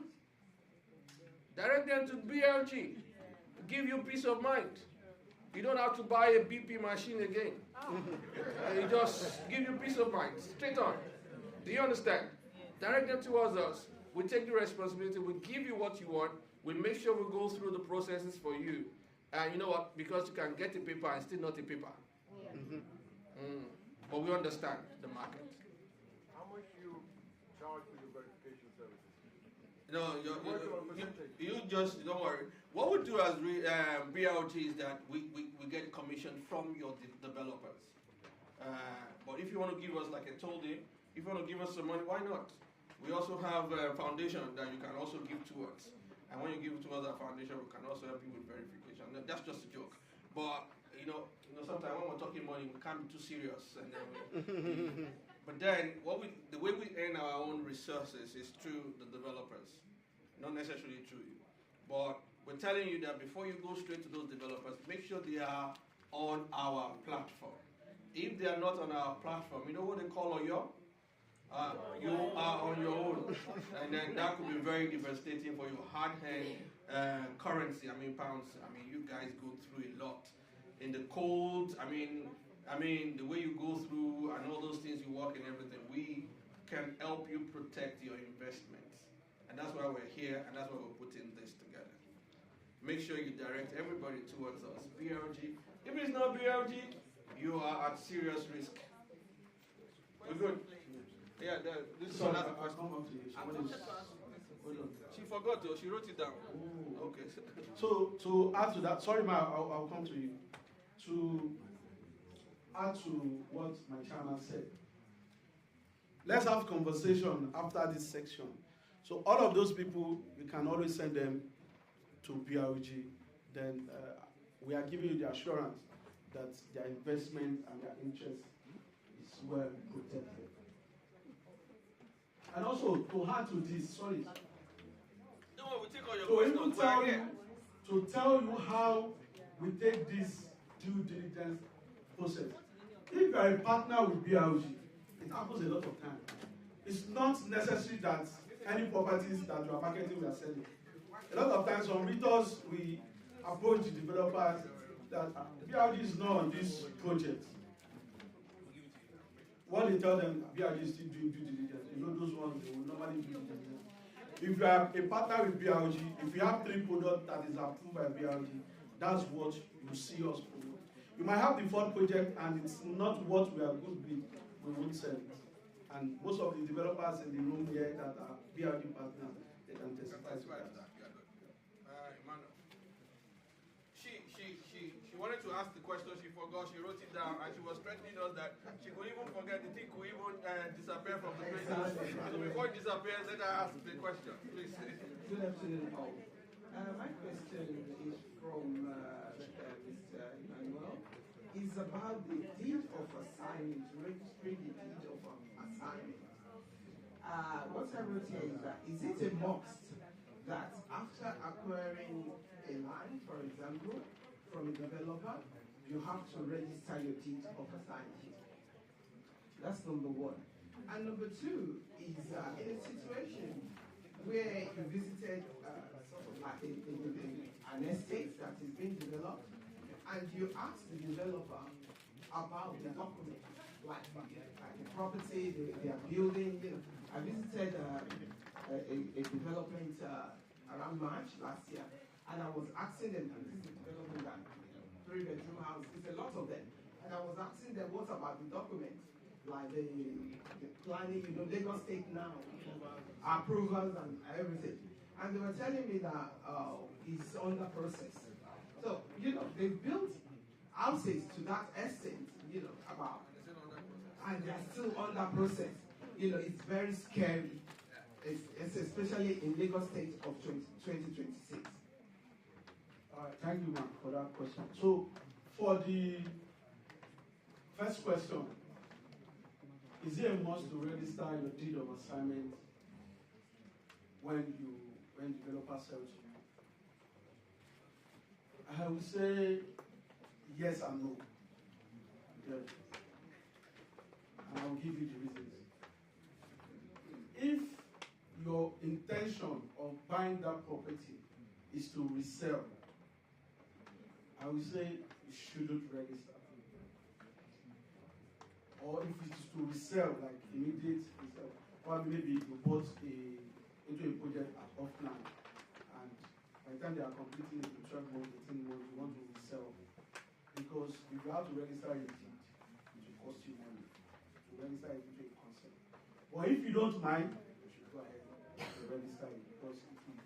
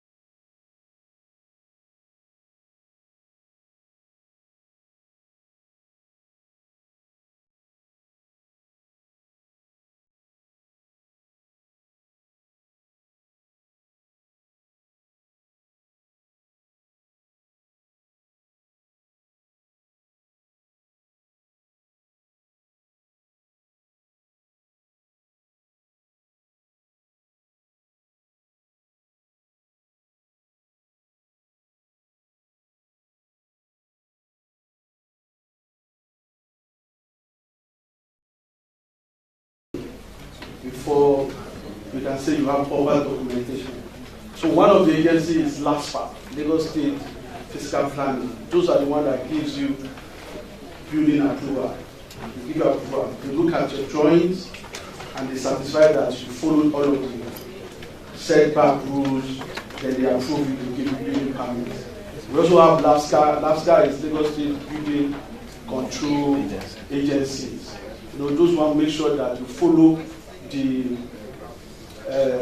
proper structural processes. That's not my question. Yeah, oh no, yeah, I'm going there. Okay. Yeah, I'm going there. So for developers, so this process of getting approval sometimes takes time. Can take 3 months, 4 months, 6 months, depending, because your file has to go from one table to another. So if a project has spent like 6 months or a year, and the developer does not have building approval, then you have to wait them because it won't get to a year before you can get the approval. Now, the other window that the physical planning has opened is that once you submit all of your documents, they give you authority to move to site. They give you a paper. Yeah, they give you I forgot the name. Provisional letter.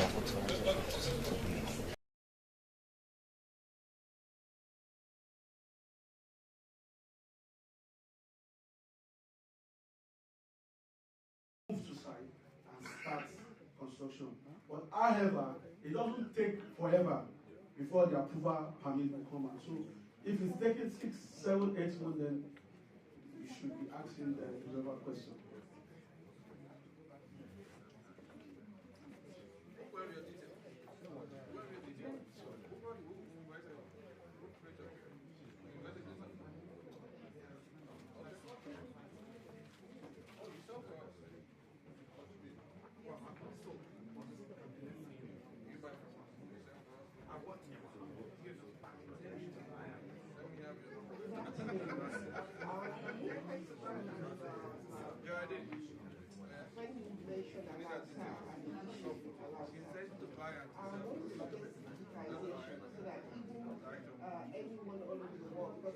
Sorry, one else. You need to, sorry, madam, can you move the mic closer so that we can all hear you? Thank you. Now, what I'm saying is that we want to eradicate the issue of Alausa and all the problems that it comes with all this documentation and all that. This is the digital age, and then there are lots of things that have gone digital. So what is the government doing for digitalizing all these processes that allow statistics? And then also you mentioned something about going to several agencies before you are able to get some documentation or something into effect. I think even at that, we should digitize. Because your customers are not only in Nigeria, we want to be beyond Nigeria, we want to be other countries. Nigerians are all over the world. And we want to make it so transparent that even people that are not Nigerians should be able to show interest. Because when things are going well, people will want to do something. Rather than you get a property, getting documentation is going to be an issue. You don't know somebody that knows somebody that knows that. It's not what we want anymore. So I think that should be something that should be put in there. My second question is that everybody wants to have something back home. I'm saying in my life, you don't have to come, see everything. You want to go back home. Then we started seeing this pandemic of demolition, especially in Lagos. What exactly happened? Were those properties not well documented? Did the government officials not know that they were not supposed to be there in the first place? So why did they have to? Why did they allow them to build before demolition? So that's there is a lot, but I just thought about that. Thank you. All right, thank you, ma'am. Your first question, my chairman said we have the Redan president in our circle. We also have the Redan chairman Lagos chapter in our circle. As one of my one of my partners, one of the co-founders of here. And then conversations and dialogue is ongoing with government. They are doing a lot to see how all of this process can be realized. But while all of that is ongoing, we will still continue using the processes we have. So to save you that headache or to save you that stress, You can engage us, or you engage a consultant that can help you navigate the process. But I can assure you there's work on it because we keep having conversations with the regulators to see how they can make this thing seamless and possible for everyone. Sorry, man, we don't know that consultant. So you should engage us. Do you understand? Just engage us for your own safety. We can't commend or recommend any other person for you. Engage us, please. Yes, and so engage us, so we'll sort it for you. Then to your second question on demolition, there are a lot of reasons that revolves around demolitions. Demolitions can happen if there is a building defect. If developer try to cut corners and the building defected, it can be demolished. Demolition also can happen if the title right goes wrong. Like if you buy a property from the person that doesn't have the title right, and it was later discovered that you didn't patronize the right owner, then an order of demolitions can be given. Demolition can also occur if you did not get the document, the building approval, the document. Just like I said, it has stages and processes that you need to go through. If you get your building permits, and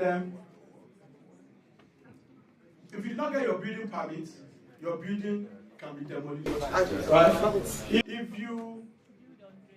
If you build on drainage, you build on power line setback, you build on drainage setback, you build on government committed land that doesn't have title, your property can be demolished. So demolition has different reasons why buildings are demolished. So it depends on which one. Most of these people that their houses are being demolished, it depends on the regulation that they follow. So if you do the right thing, I'm not sure you will have issues with demolition. But if you don't do it right, then your building can be demolished. Thank you. Hello, good afternoon.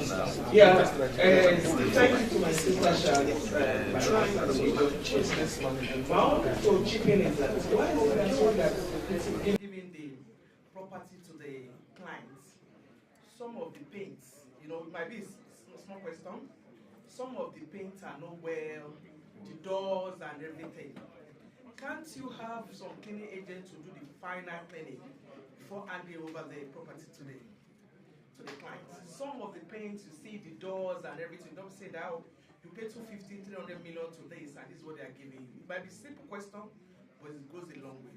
Thank you. Yeah, it's a concern that a lot of clients also raise, especially people in diaspora, and this normally occurs when the developers don't pay attention to their finishing details. So it's well noted. I won't say that concern doesn't exist. It's noted, and we work on sensitizing them on using the right to do their work. Just like my boss said, that we also do developers engagement. We do summit to take our developers out of Nigeria. This year we're making the 4th year we started doing that because we also started noticing a lot of these things. Also on due diligence, I said it, that sometimes when we run due diligence on 100 properties, you might see that it's 30 that is verified. The others are not verified. So we notice all of these things, which make us do developers engagement. First edition we had it in Kenya. The second one was in South Africa. The third one, which was last year, was in Morocco. So we take them out. We bring industry leaders. We bring people that are well experienced to also come and talk to them, to let them know how to do things the right way. So the concern is well noted, and we'll take it back. So thank you.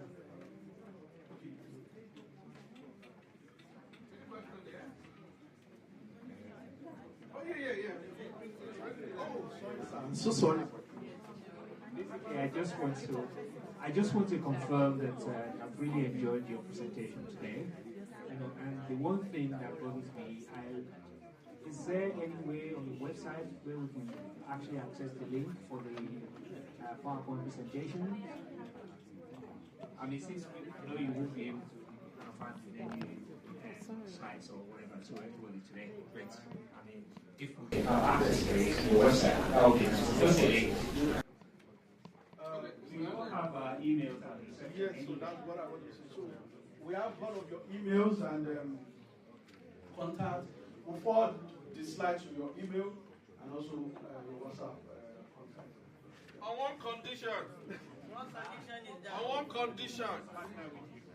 Yeah, you have to take a pledge that your next property in Nigeria will have to go through BLG.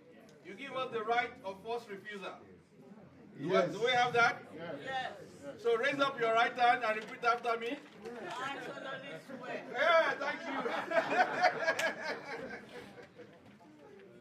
you. Yes, thank you so much. So, is there another question?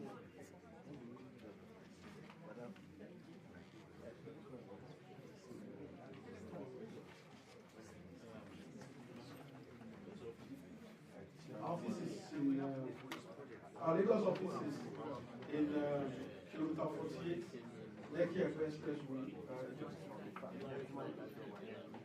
Lekki Expressway by Sky Mall. Then our Abuja office. Our Abuja office is in.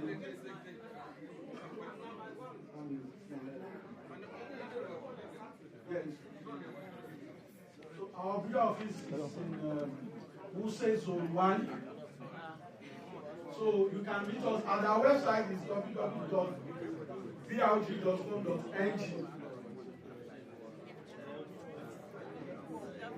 So briefly, I'll give the mic to the chairman of Regional Ogun State for like 2 minutes. 2 minutes. Thank you so much, sir. It's such a great honor and a great delight once again to be here tonight. I'm Dr. Adeyemi Adeniyi, popularly known as number one. Can I have the microphone, please? Hello, we said something about the fact that we have people who are in charge of REDAN. REDAN is Real Estate Development Association of Nigeria. And the chairman, one else. Sorry, the people at the back. Rose, please, can you help us control the people at the back, please? It would be nice if you can take your seat. Thank you, thank you, thank you, thank you. And if you have to have your conversation, a bad idea, you can just step outside and have the conversation. Thank you. Now, like we said, we have, the Real Estate Development Association of Nigeria. Fortunately for us, we have the chairman of Ogun State here, and also we have the privilege of having the treasurer of Lagos State here too. So I think we just hear from both of them, and then we take it up from there so that they can tell us what they are doing to influence the government in both states. Because most of your investments that are going to be very lucrative are going to be in Lagos or Ogun State. And okay, that's my state. My father is from Ogun, and my mother is from Lagos. Very selfish of me, eh? Thank you so much, sir. Once again, I'm Dr. Adeyemi Adeniyi, popularly known as the number one Bishop of Real Estate in Africa, and also the managing director of Dale Clinchers Homes Limited. They call us the king of mainland luxury developments. By privilege, we're one of the companies registered under BRG. And also, even... Sir, I know we want to have a one-on-one conversation. Please, let's just pay attention. We'll be out of here in a short while. Just pay attention to us. We brought a solution to you, please. Just give us your attention. Very soon there will be network.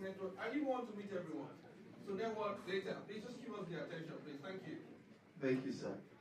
So I'm trying to let you know that despite the fact that I have the honor of being the chairman of all estate developers in Ogun State, regardless, we still have to be under an umbrella, e.g.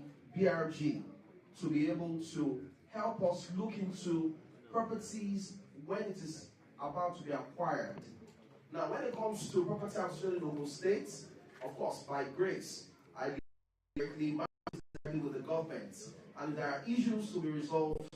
We also resolve it on behalf of developers.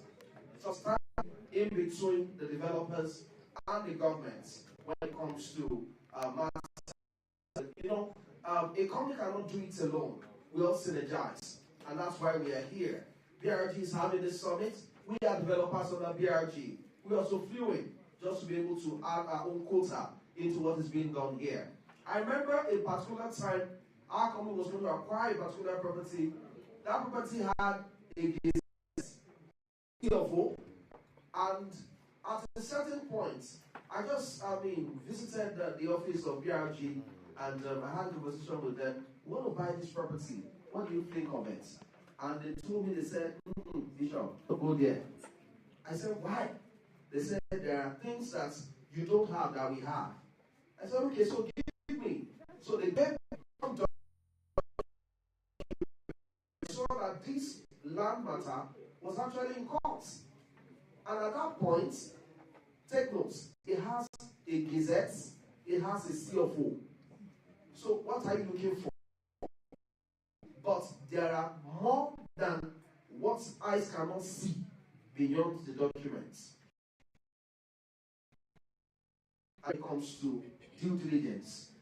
Now, we have also learned, also beyond that, that apart from due diligence, there is also what we call strict diligence.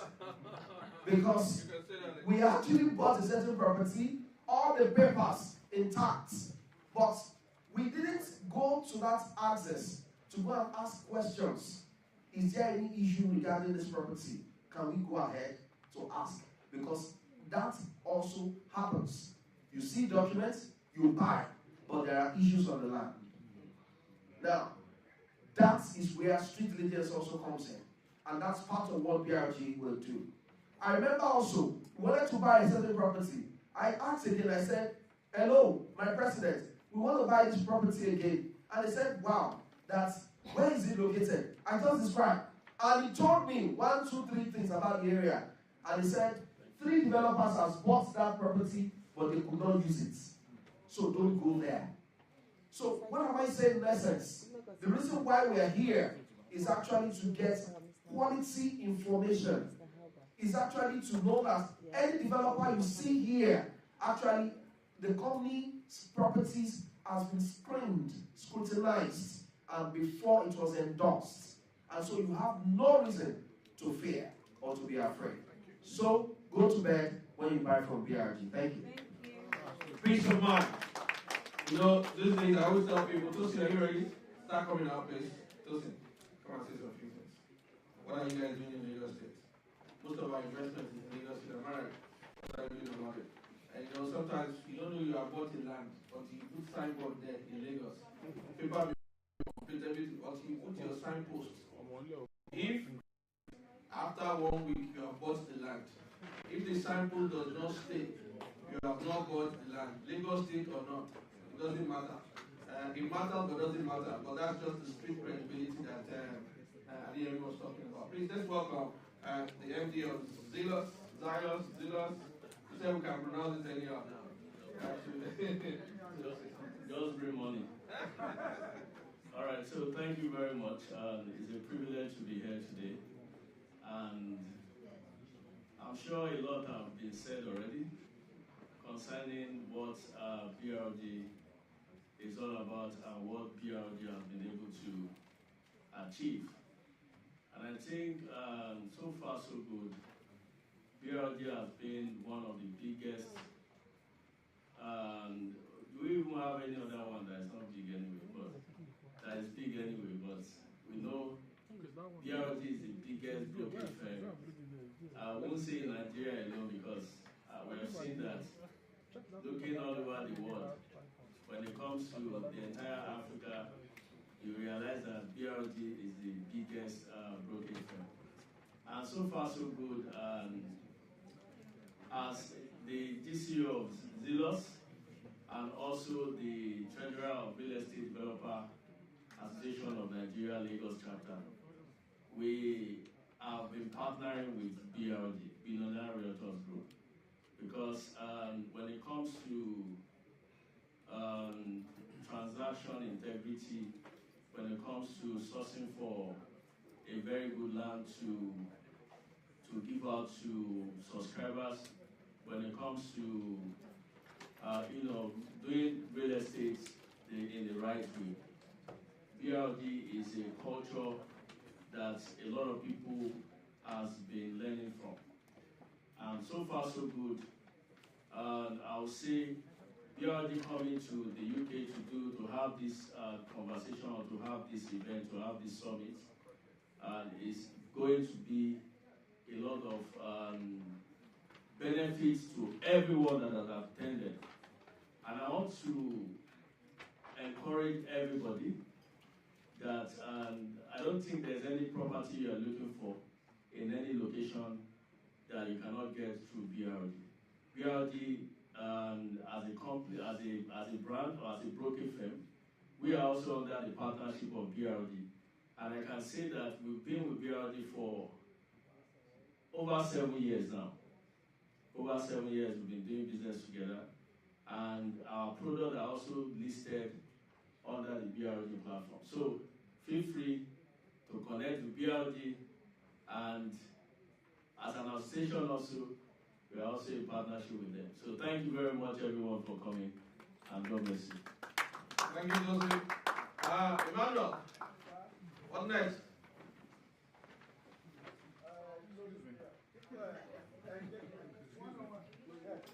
Okay, we're still open to having a one-on-one conversation. You have a question?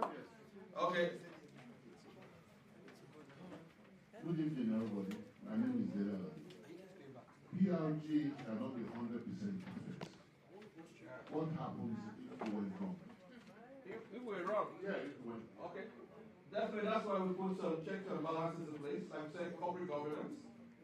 There are some times where there was a particular land that BRG sold that went south.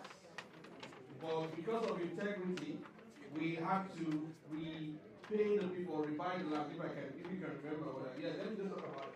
We can never be perfect. But again, we have corporate governance. Now the thing is that you always go wrong, but the most important thing is that you own up to your fault. And then you provide ways of correcting those flaws. Now, if you own up to it, that's the beginning, and then you provide the solution to how we get out of it. It may take us some time, but we'll be in it together. What happened to your money?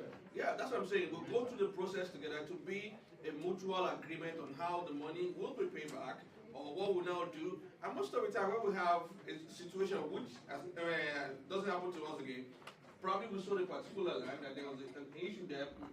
Those early days that we didn't do due diligence, what we do is that we now go probably reallocate it to somewhere else. But I think that's has been a thing of the past. Am I right? So, but don't worry, we have policies, we have processes that we will never leave you in the cold. We will always be with you. We'll hear you out. You will hear us out. And if it is force majeure like now, or natural stuff that happen, but we'll have a conversation. But that you will call us, we won't pick up your call, it's not going to happen. We'll stay with you, and if we have to fly down to London to see you, we can, provided you buy the ticket. And I'm just joking, All right, thank you. Thank you, sir. So I think we are closing already.